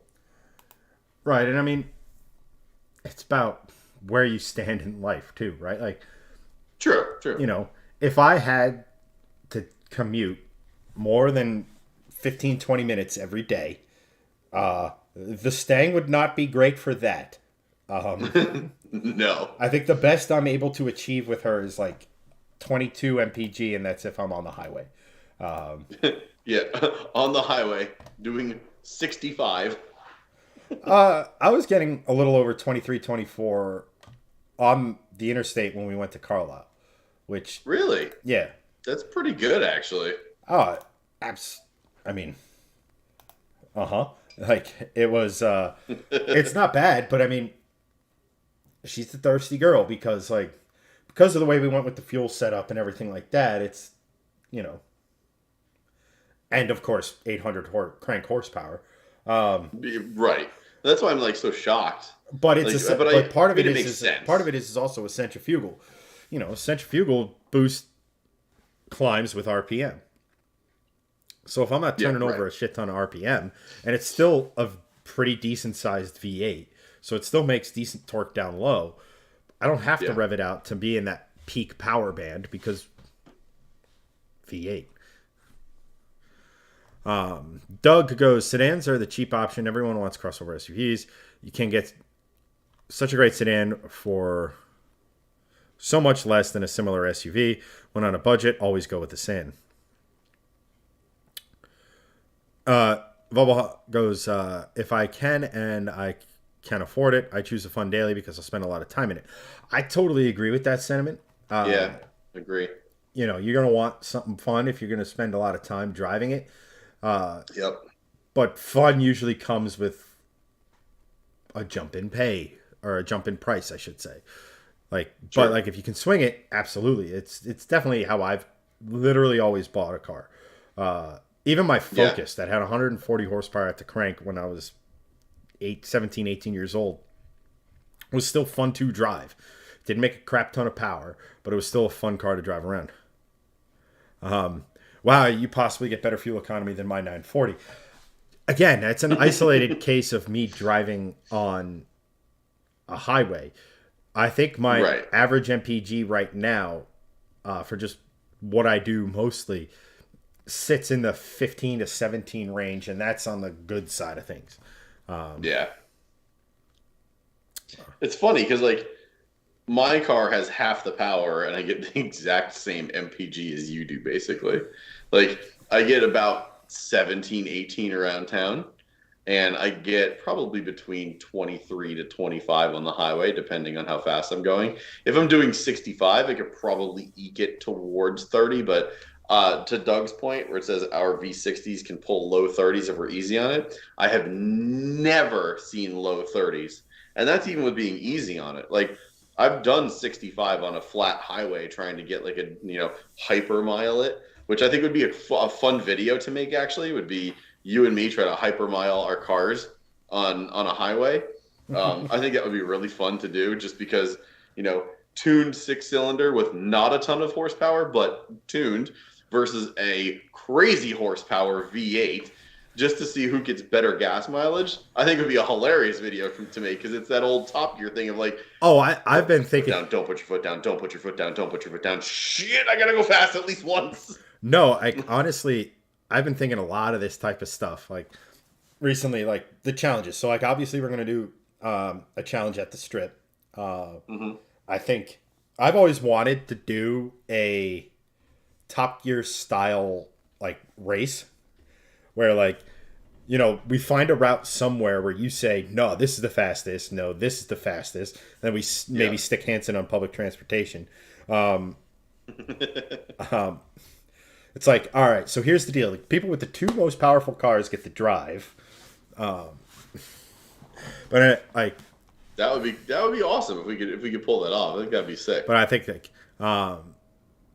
Mark was sitting here, or Anthony was saying he got 17 mpg with a trailer. That's pretty exceptional. Not that I have anything to base that off of, other than your enthusiasm for it. Doug was saying Ford Fiesta manual transmission. They're cheap. The value is zero because the auto trans issues. Fun car to drive. Yes, the Fiestas are pretty dang fun to drive. I test drove an ST a while ago. Only issue I had with those is that like I felt like I was doing this to shift. Like it felt like the shifter was so far low down on the ground. But to each their own. Sean goes, I'm getting roughly 17 to 21, depending on the mysteries of the universe. Sounds about right. P1 manuals are good little dailies. Totally agree with that sentiment, having owned one. Yeah. If I was going to own a P1 Volvo, though, I don't know. For me, it's kind of a toss-up. I would either go with a V50, just because those little wagons with the right suspension and wheel setup look amazing. Or I would go with a C70 and wide body it, because there is a wide body C70 out there, and it looks freaking fantastic. as like a coupe wide body with like a big build 5-cylinder in it, that would be very, very cool. This actually doesn't look half awful. This has CLK vibes. Why did it do that? Open in image, a new tab. There we go. I think you're probably finding the one that I know that I've seen before. I mean, yep, that's exactly the one I'm thinking of. That looks so freaking good. Like, I mean, that with literally any engine in it looks and would be utterly fantastic. Imagine rear-wheel drive all with an LS. You're welcome, Doug. I know, like that's so but like, here's sick. Here's the funny thing. Anthony goes, there's a sweet spot for fuel economy right around 80 miles an hour in the V60. Interesting. Gary Coleman, welcome to the stream. Have a 2001 GMC Sierra with the LQ9 out of an 03. Will idle at about 35 miles per hour. Need to see what the problem is.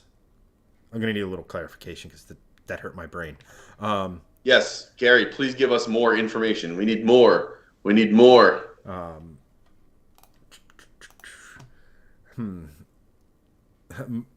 I can't get the C70 out of my brain. It looks so freaking good, man. I know this guy did it himself, I think. Like it was like a one-off sort of like just personal build. Yeah, I mean, a lot of the wide body stuff. So like, if I was at, it's funny. I was actually thinking about this today, about potentially getting, like, it's funny because like you said V50, I think that's the route I would go if I got back into the P1. Don't get me wrong, love the C30, but like I like that V50 look, and I was almost like, cool build on that would be to do the NA motor build, all-wheel drive, Yeah.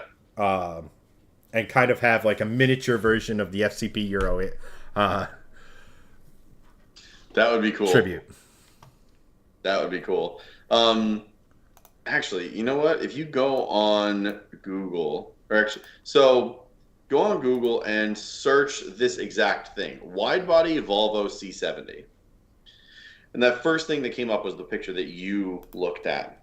But if you look down one row, there should be something called an RRC70, which is, it's like a red second gen C70 with like a wide body like bolt-on kit. That looks freaking ridiculous. I would do that. That looks really cool. And then also in that same vein, like if you click into that, it brings you to a Pinterest link. And if you look on the Pinterest board that person created, there is a green wide, now, like, so I'm ready to like mortgage my house again. There's green Volvo S40 T5 that looks like an Audi RS4. Oh, I know the one you're talking about. It is, like, I've never seen this car before. I'd sell the Polestar for this thing. Like, holy actual crap.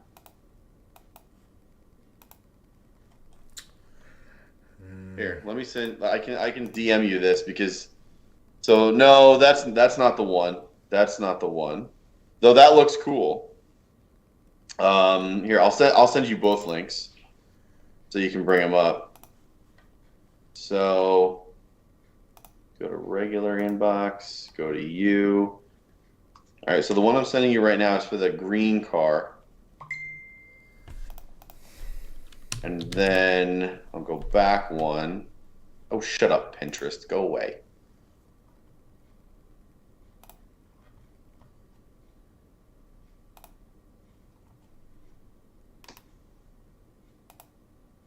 And then that second one is for like the whole overall Pinterest board I think that person created. But like the main picture in that is the red C70 with the wide body kit to it. Yeah. Yeah. Yep. Doug literally just DM'd it to me. Yes, that's the red one. And and I'll drag that over to Chad so he can have that.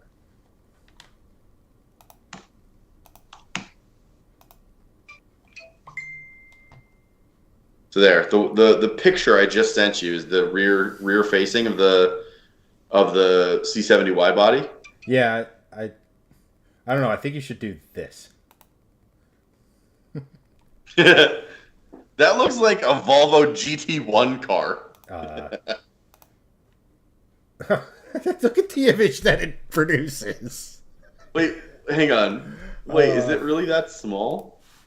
Oh, I know why. Things Greg has heard a million times for 1,000, Alex. Shut up. I hate you so much. Oh, I think I actually have this. There's the green car. Here, try that one. Yeah, that thing. That freaking green car. Holy shit.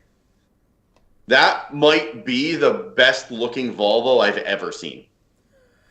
It just goes to show you that when you wide body things, they look better.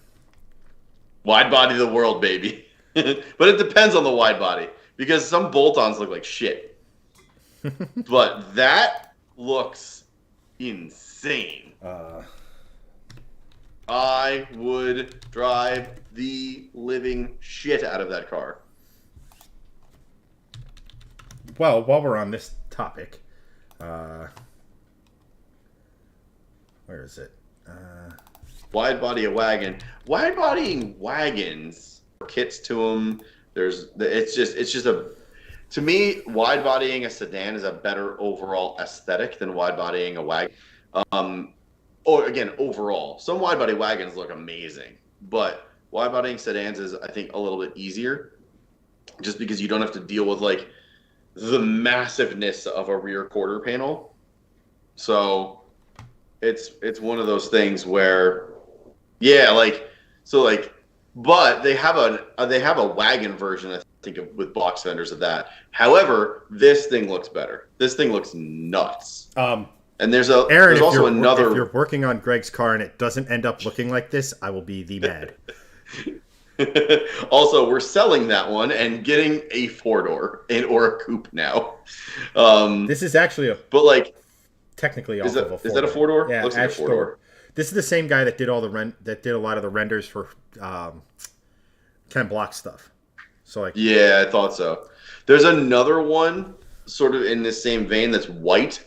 I don't think it's the same artist, but there's a white. If you search like white Volvo 242 wide body, it should be like the first thing that comes up.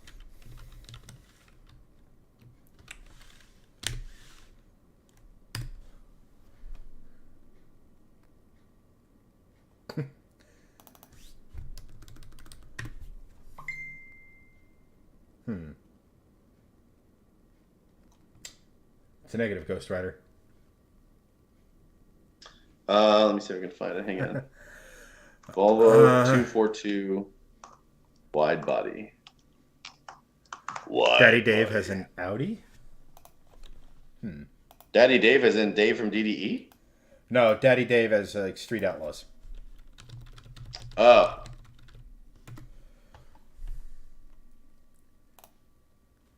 No shit. That's actually pretty. And it has zoomies. I just sent you the link for the white one that I was talking about. Yo. That is hysterical. Oh, that's sick. What is that? It's just a drag Audi? Yeah, I mean, it's a purpose. What Audi is that? S5. But I was going to say it looks like an S5 or an S7 based on the front end. But it's not an Audi. It's a pro. No, it's not. It's a full cage car. That I'm guessing is nitrous or supercharged because zoomies. Yeah, that's sick.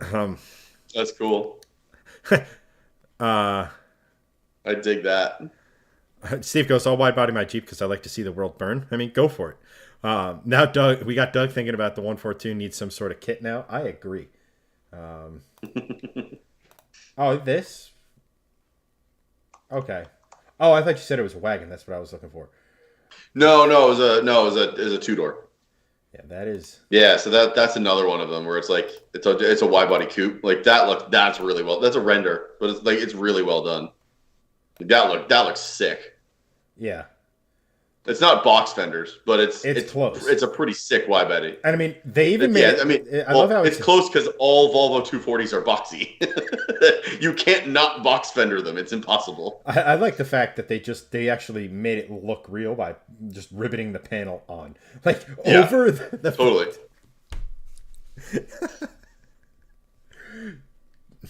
This render. They didn't even bother to remove the trim, and they just put the fenders over the trim. Like you see the door trim here, fender Yeah, trim. man, I cannot get that green Volvo out of my brain. I want to know how the hell they did that. I mean, It looks like custom work. it is 100. It's got to be like this is. There's no way it's This not. is similar to how they. I'll make you a bet if you were to show this to Jesse over at Blue Sky. This is similar to how they did the wide body on the old Porsche they did. Yeah, 100%. I think we have now converted Steve for the first time. He goes, "I want a Volvo now." Insert one of us chant in here. One of us. One of us. Dude, wide body things, it doesn't matter what it is. Like, there are wide bodies, like, all over the place. Some of the wide body Volvos are pretty fantastic. Because, like, again, Oh my god. I just ran across a wide body Fiat Multipla in this search. no, I flat out refuse. Oh god, hang on. I'm gonna send you this just to bring it up for yucks. Because this thing, it looks both amazing and horrible all at once. Yeah, no.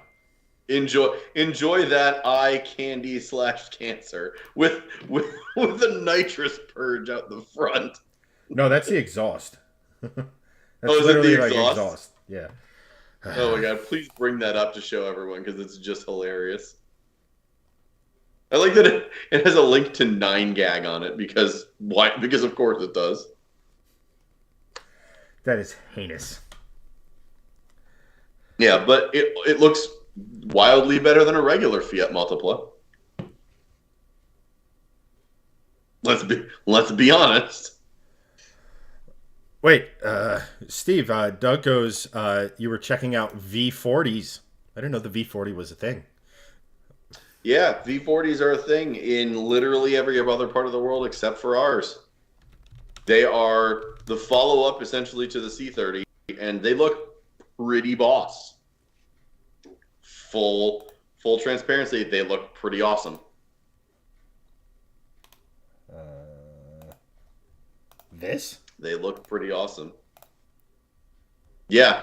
So but there's so that one's pretty basic, but the stuff that people do to them, they look really cool. Like if you lowered and put bigger wheels on it with a nice wrap, there's someone that follows us on Instagram. That's in Europe. I want to say the UK, and she has a really nice one. Had like an Arctic camo wrap on it for a long time. It's pretty sick, to be quite honest. But they're cool cars. They're definitely cool cars. I wish we got them here. Man, I can't stop looking at this S40. I'm literally just looking at my other screen, just staring at it. Remember when I was looking at the C30 and we were like, which one should we go with, blah, blah, blah. And I was like, let's go with the C30. And then I was like, but little brace car wide body S40. And you and Hanson were like, no. Yeah, well, I think it was more about like budget at that point, like because the C30 was affordable. A race car wide body S40 was not. Not that it's any more attainable now, but still. I want to know where the hell they get the picture from because it exists, but I can't find it anywhere. It's the only picture of it I can find. Mark, I was kind of thinking along those same lines when I first saw the that V40, but I don't know. It's a cup of tea that is not for me, at least. Ooh. What do we have here? Render. I hate how every decent wide body, the guys have to camber the shit out of the wheels. Like, just... Haha, I found it. What in the name of all that is holy is that wing? What the shit? Oh, interesting. So, fun fact, he has that same car as an S80 now. Whoa, now that's a wing. Ugh. Also known as a park bench attached to a wagon. Hi, I'd like my rear hatch to not be functional anymore. Say no more. How much downforce do you want? Yes. I mean, assuming that Good actually lord. generates downforce. Yeah, true. True. That's like, nah, I won't go there. So, interestingly enough, I have come to find out that car, that green car, is not an S40. S60? It's an S80. Oh, it's probably why the proportions work so well. Yeah, I was gonna say. I was like, wait, that's the nicest S40 I've ever seen. Because it's not one, because it's an S80. And yes, it is all custom for sure. I just found the guy's Instagram.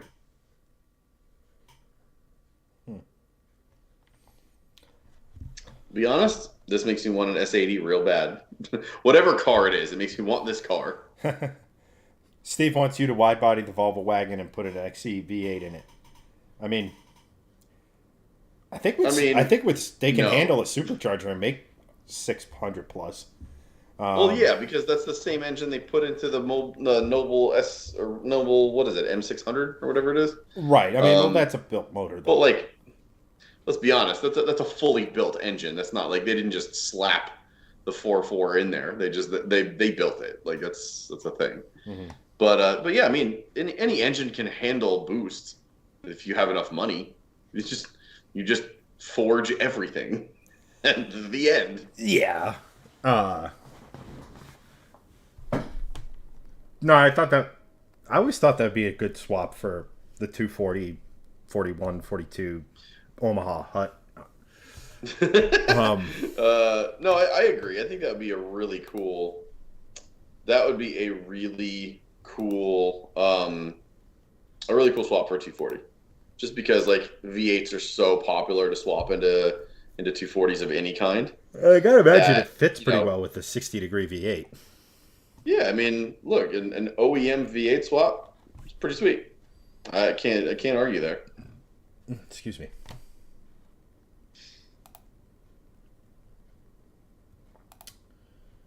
Oh, that multiple is still on one of my tabs. Oh, the horror. Why? There's more. I would love to wide body in that S80 because there's actually a rendering, and I hate to give any press to this company, but KT4, which is just the worst company. Don't ever buy anything from them ever. They are literally just rebadge things from other places as their own. They are garbage as a company. They put a render up on their Facebook page of an S80 a while back, and I have it saved still, just because the rendering is so cool. But like wide body S80s are just they do look cool, and then maybe that's why I was drawn to that car so much. It's because I've had one saved on my like car mood board, for if you want to call it that. It's just like a saved thing, for like 4 years now. So like I would love to wide body an S80 V8. That'd be sick. I'm not gonna lie, slammed with a little bit of a wide body. The what is it? The V90s or whatever they are, the big wagon. Oh yeah, look the really older good. ones or like the new ones, because they did make them for like 1 year here in the U.S. Like, basically, You're talking the new ones? Yeah, like the if you remember, like the S60 I had, or I loaned. I didn't have it. It was a press car. Before anyone thinks I had a Volvo the and SPA platform. Yeah, sure, that. Yeah. But like, same design as my XC90, like with the Thor's hammer headlight and yeah. But like, yep. Yeah, that's a good looking car.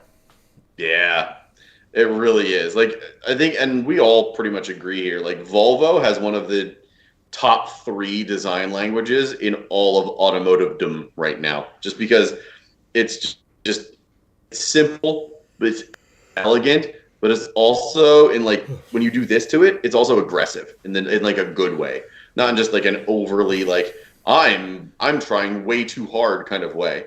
Like the previous gen Civic Type R, so many people say I like that generation, but like with all the angles and craziness of it, like I get it. This Like was it is like definitely trying they too designed hard, to a point. but It like looks good, and they stopped designing. The Civic yeah, Type R looks like like they this. they were like, huh, but what if we did Yeah, this and this yeah, and I this? agree. The, this so like, but this the new Volvo design language is like it's always really really good. Like ever since they started the new design language, I don't think that they've created a car that is bad looking. No, and it's like I said, I dig this, and the upshot to this is you get one of the best interiors out there. The Swedish saying, "The right amount is best." Yeah. How unbelievably Germanic.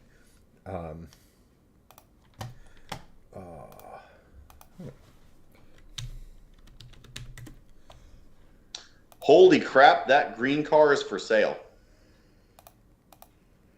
Oh, much. How much do you think? What year is it?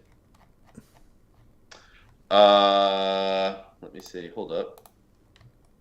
I'm trying to find the year.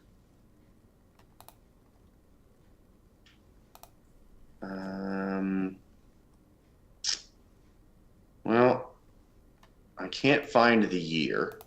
Oh, 2007. Excuse me. Sorry. I figure after 16 ounces of Red Bull, I'd be less tired. That's it. I'm guessing with that level of customization, he's probably asking somewhere in the 20 to 30 range. Try half that. Huh. It is on sale right now on Blocket. So if you guys go onto a website called Blocket, it's BLOCKET.se for Sweden. It's basically like I'm on there a lot actually. It's basically like Swedish Craigslist meets Swedish Facebook Marketplace. So it's better than Craigslist, but it's not as good as Facebook Marketplace for like contacting people. But if you go on there, I just found the listing. I can send it to you. If you go on there, you'll find like all sorts of like crazy cars. But right now, it's on there for 140,000 SEK, SEK, which is All the SEK? Swedish kroner or Swedish krona, which roughly translates to about $13,000 to $14,000. So, all in all, quite honestly, not a bad price for that amount of customization of a car. I will be 100% honest. The only problem is it's a 2007 and I cannot import that legally.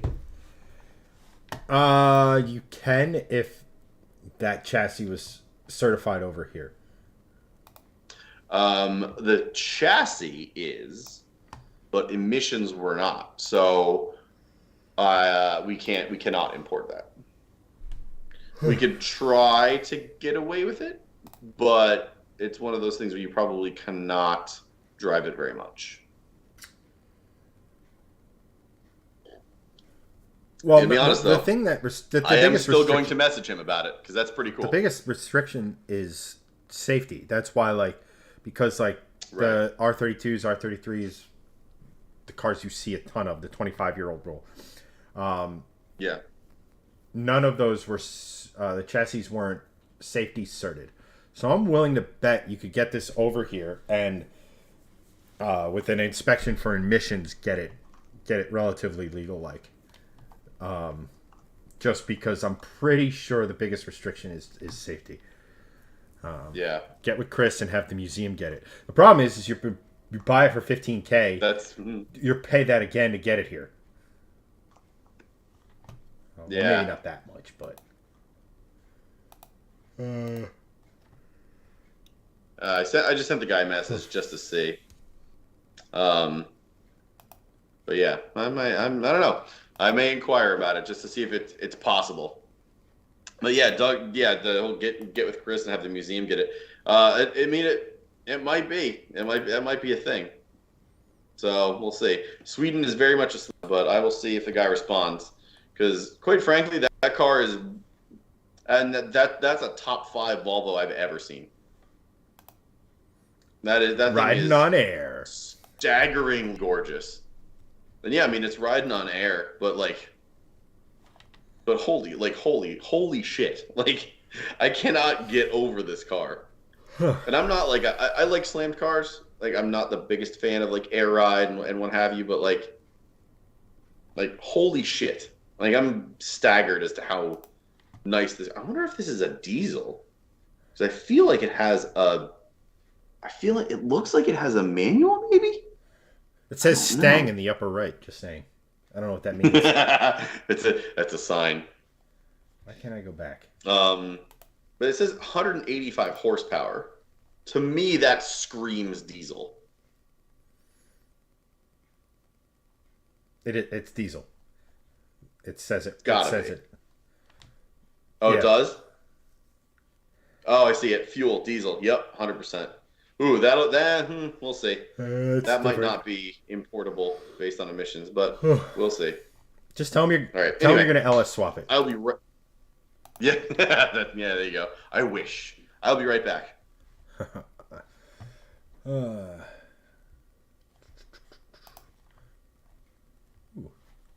So, I guess just see what I've been doing in the background. Where was it? Here we go. Take the hell out of this color for this. But I was just seeing on Copart if there were any like damaged ones or ones with bad engines. Because I like the body style. I don't like the. I guess one of those. Oh crap! I messed up. Where'd it go? Oh, I closed it. Never mind then. Let's see here. Doug thinks shipping will be less. I mean, yes, it won't be 15, but it's quite expensive to ship that stuff, especially through customs and things of that nature. Apparently, if you have it coming home with a service member, it's less expensive. And he goes, import it, drop a V8 in it, sell me a diesel engine setup. I mean, I'm down with it.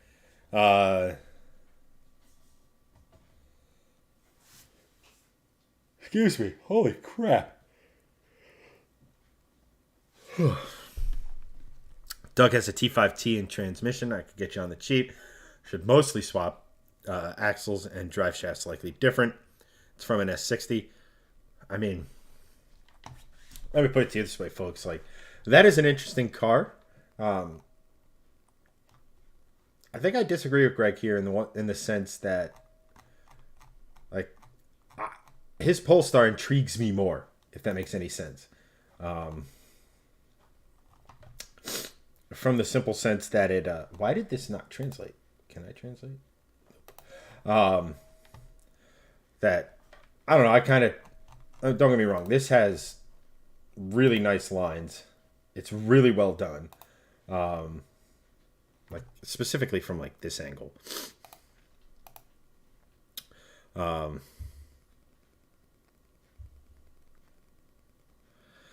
That's the other thing. It's like Greg could get an S80 here and do a lot of that.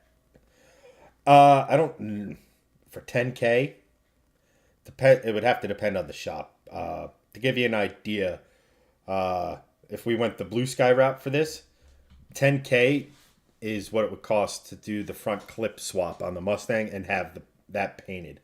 Which I guess there's not that much more work that this requires. But I mean, it is pretty impressive to have the sheet metal and then have it go into the bumper. I love a good flush wide body, man. This does look pretty good. It's crazy to me over in Europe. I know that, but it's crazy to me over in Europe that they modify diesels. Like, to us over here, it's like, all right, that's the fuel efficient version if they made it there. I mean, not for nothing, it would probably be cheaper over here. It would be all in, likely cheaper to just get an S80 here and do that to it. But this is a good reference, right? Like someone who's pretty good with body work and math and stuff can say, okay, the headlights are X tall, X high, or this vent right here is X amount of inches wide, so that means they did Y amount here. And then like a shop like Blue Sky could do this in their sleep. I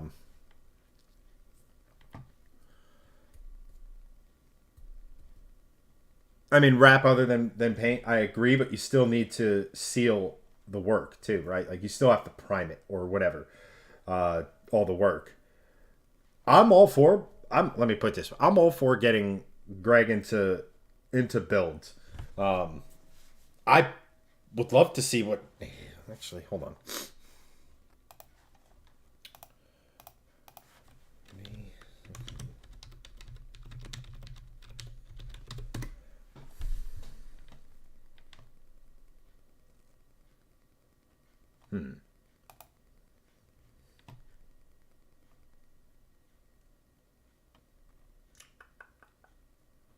Well, that's just awful.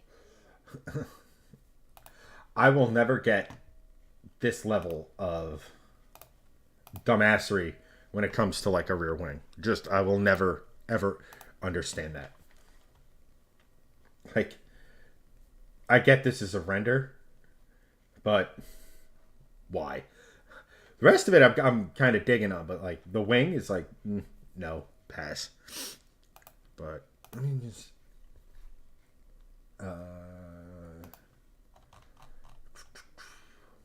but like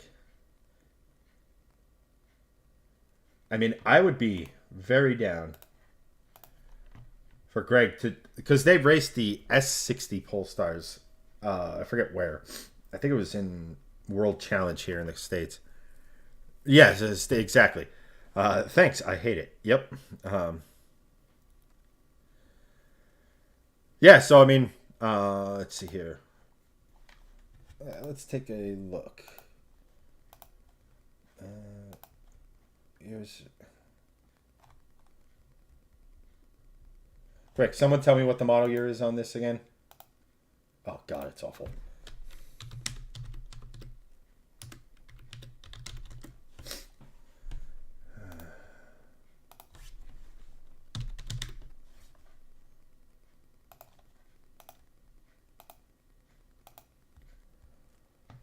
Oh 07.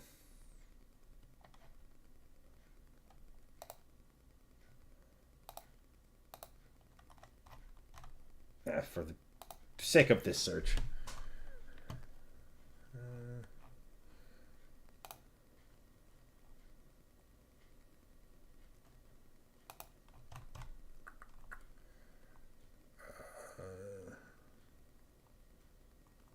Where's the distance option?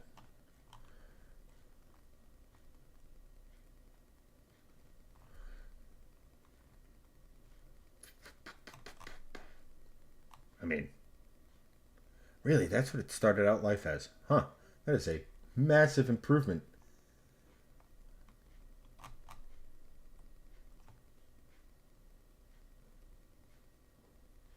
Why can't I change the distance for me? What am I missing here, chat?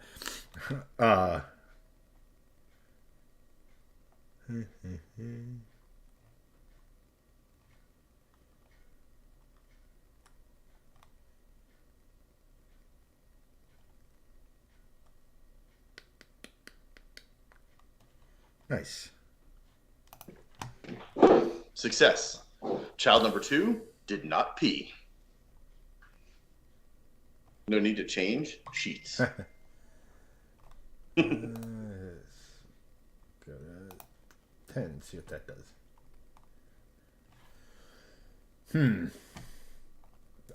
So we're all in chat in agreement that you just buy a V8 S80 here and have Blue Sky do the wide body for you.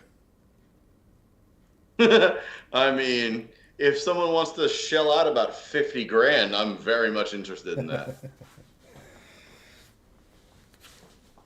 We are going to need 50 million stars. Let's go. I don't think anyone has that kind of donation available. So, well, I think that's a wonderful idea. I don't think that's realistic. Though I would, that's what I would prefer to do. Okay, that looks sick. The panel van look. I mean, yeah. I mean, that's actually pretty sick. And apparently this has Thor's tuning fork for headlights. Yeah. Though they have that. That's a thing. I believe that's on the new C40 or the XC40.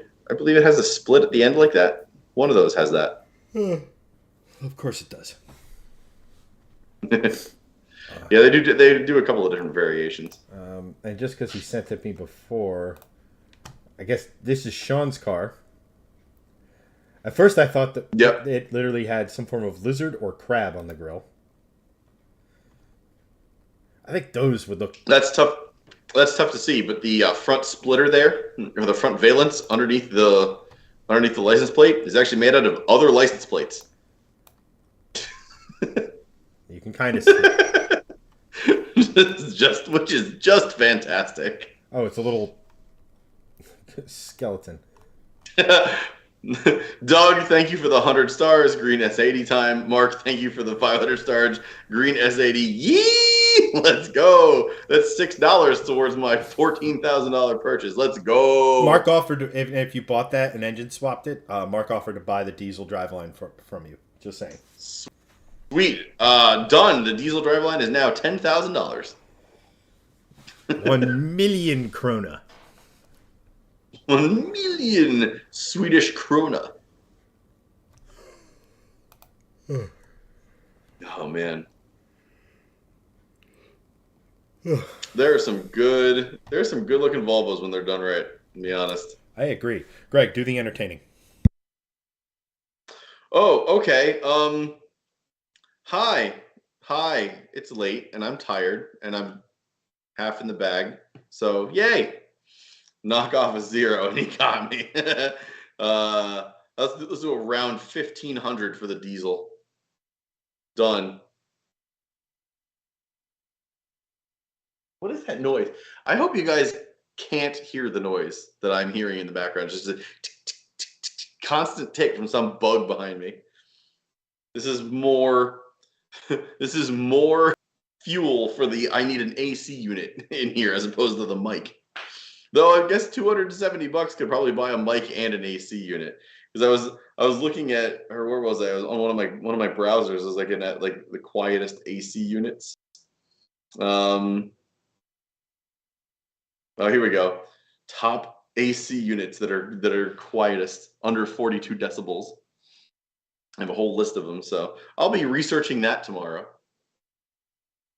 Let's see. Going back to chat, you guys. Let's go back up to the stars donations because that's where I was basically. Get with Chris and have the museum get it. Yes, agree. I literally just sent him that listing from Blockit and was like, "This is a 2007. How can we get it to the U.S.?" Because there are ways to kind of get around that, and I mean get around that like legally. There are certain things that, and it's different than the show and display exemption, which is like a famous one where, you know, if you're going to drive it less than 2,000 miles, but it has to be like, it can't just be a car. It can't just be like a Corolla from the UK that you're like, oh yeah, I'm going to show and display. Like it has to have like, I think the legal language is like, it has to have significance. So if it's like a Euro F40, you could have it here under show and display. If it was less than 25 years old. So like, I guess a better example would be like a 458, because that's a significant car in automotive culture. The last naturally aspirated V8 that Ferrari did, so it has significance. Like if you wanted to import that under show and display, like that would be one that you probably could. Or if it's like an Enzo or something like insanely rare, like a Koenigsegg. Koenigsegg's are in the U.S., but they never made them for the U.S. like market. They're all for global markets. but you can get them here under like show and display and other ways. So like, I wonder if there's a way around that, because to Chad's point, like you might be able to say, oh well, it has the same chassis, so it was, you could legally have it here. It's just the emissions thing, which it might get an exemption for. So I'll look into it, but I messaged the guy. It's pretty cool. So I'm interested to see if there's any way to work it out, because quite frankly, that is a gorgeous car, and if I can get it here and then V8 swap it, that would be very cool. That would be very, very cool. Again, it's the money aspect.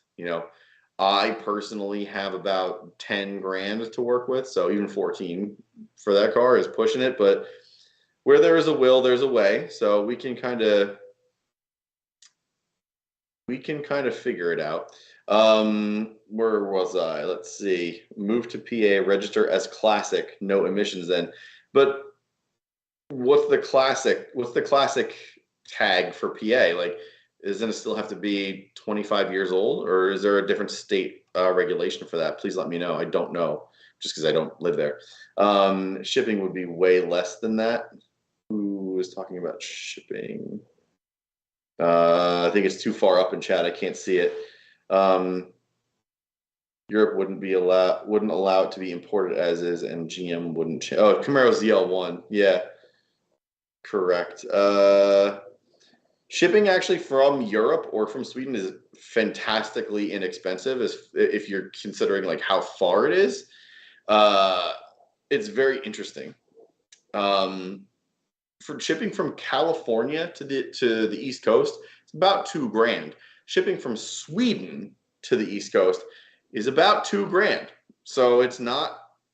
It maybe a little more from Sweden, but it's not as expensive as one might think. It's not $3,000, $4,000, $5,000, $6,000 like a lot of people think it is.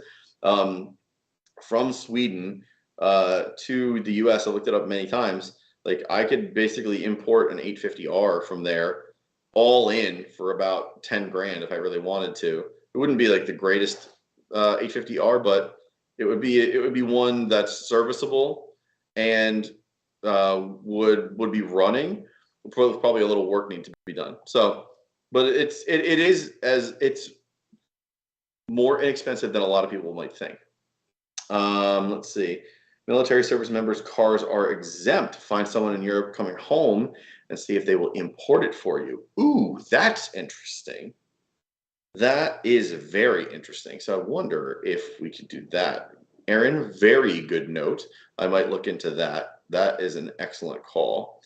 I do have a lot of connections in the military, not just through you guys, but through people I went to school with, both high school and college. So that might be an interesting avenue. Anthony, import it, drop a V8 into it, and sell me the diesel. Yep, we talked about that. Let's see. Still have the Fed 25-year rule. Yep, this is Aaron. Canada is only 20 years. That's why the guys up north are importing them and sitting on them for 5 years to mark up the price to the U.S. buyers, which is a very smart thing to do. Here's the other question. You could likely buy an S80 here and for 10K make it look as good. I do not think you could get an S80 here and drop 10K into it and make it look anywhere near that good. Unless I'm doing the work myself, in which case I do not know what I'm doing as far as body work. I can do basic stuff. I can do oil changes. I can do spark. I can do coils. I can do piping. I can do wheel and tire swaps, even though they take 5 hours. I can do body panels, but I cannot do wide bodying things. Like I cannot do actually like custom work. That car, if you go on that guy's Instagram, and his Instagram is KIDELLS Garage. So Kidell's Garage. If you go on his Instagram, like that's the Instagram where this car is like basically like showcased. You can tell, like if you scroll back, like you can see that he did the work himself, but apparently, according to his profile, he's a 22-year-old kid or a 22-year-old. And like it looks like he did the wide body himself. I mean, it's pretty impressive. It's pretty impressive. So this is from 122 weeks ago, which is how many years ago? Over about 2 years ago. So he did like, it looks like the wide body himself. There's like definitely like wide body Bondo on this account. There's a whole new like center stack and waterfall. There's the Thor's hammer headlights. Like this is significant work, and this kind of body work. I mean, you could find people that would do it, sure, but buying this car would be fantastically cheaper than having it done here, because it's just cheaper to do it that way, quite frankly. So I don't know. It's definitely something I'm interested in, because that's a cool car. And if you rolled up to any meet in that thing, you are going to get so much attention. Not that I would buy it for that reason. It would be very cool because it's a great conversation starter. Honestly, that car would be great for content, because you could make so many videos just about the car itself and just rake in the views, because it's just such a unique car. Like, no one would. It's a cool looking car. It really is. Like, that might be the best looking Volvo, custom Volvo I've ever seen. It's really good. Let's see, wrap other than paint. True, wraps are cheaper than a full paint job, but it depends on the paint job. You could still get like a $2,000 Mako paint job with a single stage and a clear coat, and have an automotive detailer do another $1,000 like wet sand, and like a real wet sand and color correction and things like that on a Mako paint job, and it would look just as good as a wrap, which is around $3,000 to $4,000, but you'd have paint. So it depends. It depends on what you want to do.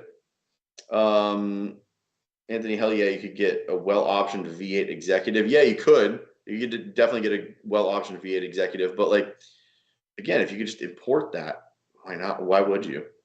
Ugly ass spoiler. 07 was the one he found. Just dropped an 850R wide body render to Chad. I think that was the one Chad sent before. Let's see. Let's go back up to Doug, because I believe he answered my question. Aaron, PA Classic is 20, Antique is 25. PA Antique is 25. Classic is 15, and safety only. Oh, interesting. So 2007 actually would classify under PA. Interesting. It's 15 for Classic. Doug says, I have my 06 C70 registered as a Classic. Did it in January 2nd, 2021, which lines up with the 15-year rule. So, Chad, what we're finding out is, if I registered that thing in Pennsylvania, you could actually register it as a Classic and it's only 15 years old. Yeah, but the registering, problem is I don't have residency in. Problem with Classics is there's a pretty severe mileage restriction. It's like getting QQ plates here in New Jersey. Yeah. So we'd have to look into it. But the whole purpose of the conversation when you were gone was, there are potential ways around it. You can't. I was saying, you can't just like say, oh, it's going to be show and display. Well, show and display law that I've looked into extensively. Like, you have to have. There has to be significance to the car. Like, you can't just be like, oh, I'm going to import a Volvo V40 from the UK. Like, I think you can't do problem. That. Like, that's not. There's no significance to that car. Like, if you're going to import an Enzo, well, yes, there's significance to that car. If you're going to import a Koenigsegg, sure, there is a show and display significance to that car, because it's very automotive culturally significant. And it also applies to like very rare cars. Like, you can't just say, oh, well, Jaguar only made 1,000 XKRs for the year 2009. Like, that also still wouldn't work under a show and display, because there's no real like crazy significance to that, because they made XKRs here, so it's not a huge thing. Yeah. So I sent you a DM literally from the customs website, and you disappeared.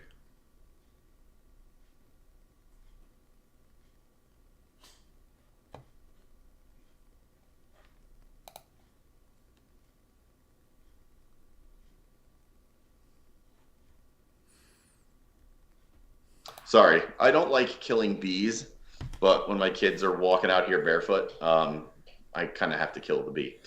Yeah. So, but You sent me a DM from a customs website. Hang on. Please hold.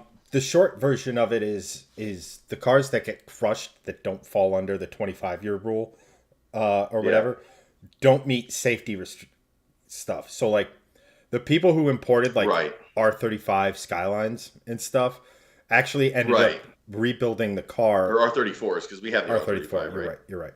Yeah.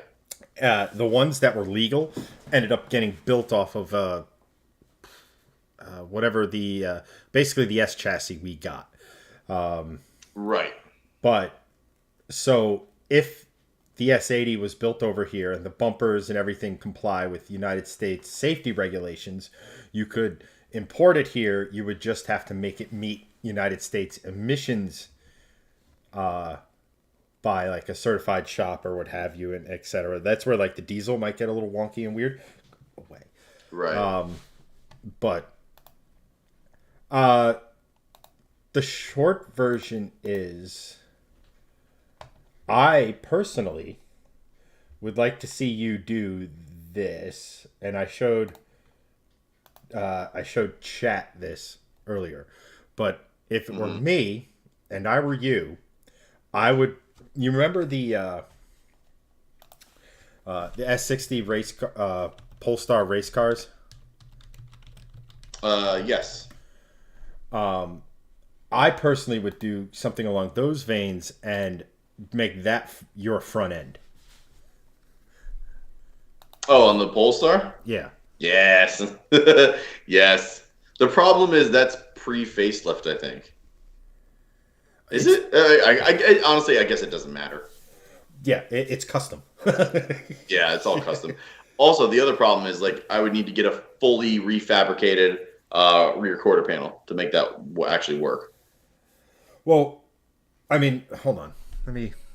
Because the you got to understand that like the S60 rear quarter and the V60 rear quarter are two totally different things. Like, well, no, what I'm saying is whole thing goes into the door. And well, no, what I'm saying for this is if you were to get the front end to match, right, to get that over fender on the rear. mm-hmm. I mean, it's still sheet metal work. Don't get me wrong, but it would just be sheet metal work. You wouldn't redo the whole quarter panel. You would just do the sheet metal to sort of match the aesthetic. And again, I'm spending your money, which is the best way to spend money. But it's that to I don't know. That in wagon form would look insane.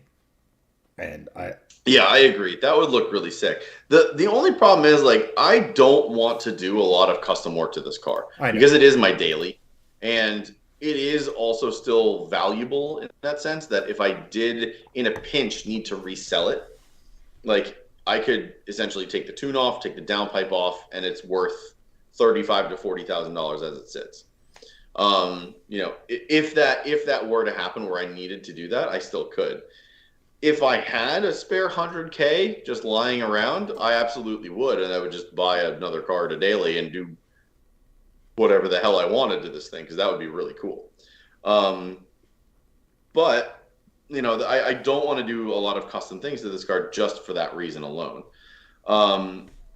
The other thing that I wanted to touch on was what Anthony had said. I think between the two, I'd rather see Gregson live out his dream of an 855R, which is an 850 wagon, but an 850 Volvo 850R manual, right-hand drive, because if you're going to import it, make it count. Here's the thing. The whole reason why I want to import from Sweden is because it's not right-hand drive. I am weird in the sense that I have zero interest in right-hand drive cars at all. The only right-hand drive car I would ever own is like a Subaru Samba or one of those like really tiny key trucks that you see like floating around, like a Honda. I can't think of the name of it right now. A Honda Acti. But they basically it was all the same thing. They were really tiny trucks with like a 2-seat cab and just like a flatbed that basically has the same bed as like a Ford Maverick. There's one of those up for sale by me recently, if I'm being honest. Yeah, they're all over the place because you can get them for basically nothing now from Japan. You can get them for like $4 or $5 grand imported and fully good to go. those are the only right-hand drive things I would ever own. I have zero interest in owning a right-hand drive car in a left-hand drive country. That's the whole reason why I want to import from Sweden, but also just because it's the home of the car. Like, I would love to have like a Swedish Volvo because it's from Sweden, like they were built in Sweden, but in the U.S. and Swedish it's like Volvo totally from legal. Sweden. Yeah, but that's the thing because there's USD obviously, and then there's SD and a Swedish domestic market. Like I would much rather have a Swedish domestic market car because it's left-hand drive in that sense. Like I think that would be cool. Um, Aaron makes an interesting one of Jimny, a Suzuki Jimny, which would also be a cool thing to import and do. But I don't really have an interest in that car. It's a very cool little mini G wagon, if you will. But I don't know. I don't have an interest in right hand drive cars like at all. And then I don't know. It's weird of me to say, but I just don't. I'd much rather just get the USDM version of it and make it cool with JDM parts. Okay, then import Swedish for a factory manual. Yeah, that's true. That would be very cool. I don't know. It depends on what happens, but I don't know. I've reached out about this car. If it is possible to import this thing, I mean it might be cool to have, make a year's worth of content on it, and if I get bored of it, I could always sell it. Just because like the customization is like insane. The Blocket listing is like it's nuts. They have Recaro seats in there. They have a manual transmission. They have a full different waterfall with a tablet sort of infotainment on there. It's got Thor's hammer headlights. It's got air suspension. It's got a duckbill spoiler, upgraded wheels, wide body kit obviously is the whole reason we're talking about it, and a fully like custom interior that looks like it's been upgraded to the SB8 platform. Like there's nothing about this car that's done incorrectly. This thing looks utterly ridiculous. And if it's possible to get here, I'm very much down. Greg's serious cool. about this green car. Yes, he is, Anthony. Yes, I actually am. Like this is also it doesn't help that the car is green. It is my all-time favorite color on cars. Green cars just do it for me. They really do. And it's the most unpopular car color, but god damn it, I love it. Like it just looks friggin' phenomenal. Like I don't know, if it came to having to sell this for a lower trim V60 and getting that, I would probably do that. That's how serious I am based on how this car looks. Like this is sick. So you like Air Ride, don't you? I mean, Air Ride's cool. It's not the lowness factor that I'm drawn to. It's the wide body, the color, the craftsmanship to it. The air ride and making it super flush is just a bonus. Super flush. Super flush, bruh. No, man. I mean, Yeah. it's definitely an interesting car. It's definitely eye grabbing for sure. Yeah, it would be like I said, I think I said this when you were gone. It'd be great for content. Oh yeah, it'd be one of those things where. I'm sorry, I'm just seeing Doug posted in the supporters group. Absolutely, and I mean, the whole process. Like you could have, if you did a video a week, you could have almost 2 months of content before you even got the car. Pretty much, yeah. You do like, I bought this thing. Here's the import process. Here's why I bought it. Here's how it's gonna happen. Did I finance it? Like, there's 5 videos like right there, just off the top of my head, that are not even thought through. Like, there's so much you could like make with this car. It's pretty crazy. I mean, it's definitely very, very interesting, and I mean, see where it goes. I mean, like I said before, like, well, you're into what you're into, and make it work.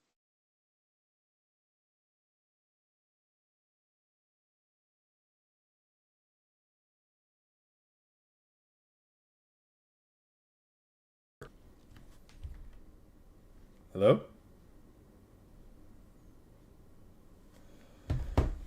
Something just happened over here. Hold on one second, chat.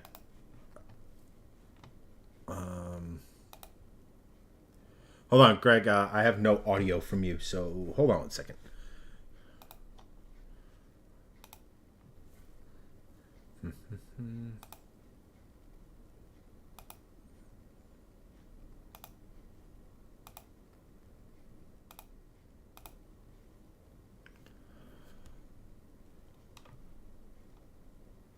Greg?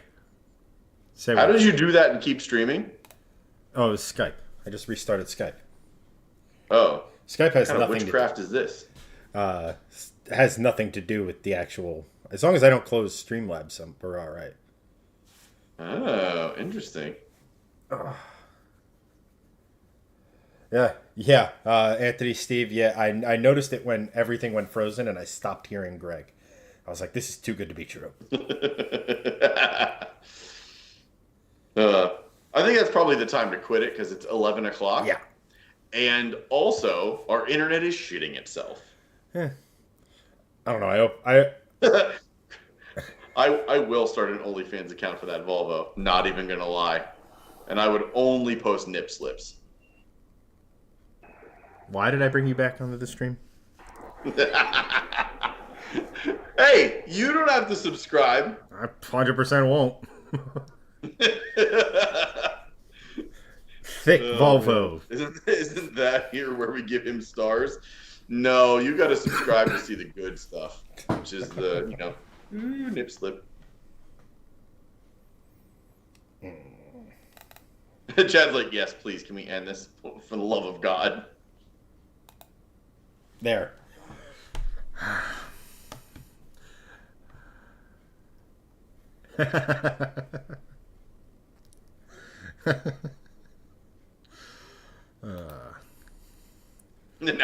And now it's reversed. Yeah, it went south for many winters. Yes, it migrated like geese and was just like, no, fuck that, we're not going back up there. All right, but it's a good spot, guys. Yes. Thank you to everyone who donated. Thank you to everyone who tuned in, commented, shared, that sort of stuff. Any dad advice for everyone as we sign off, Greg? Do good, avoid evil.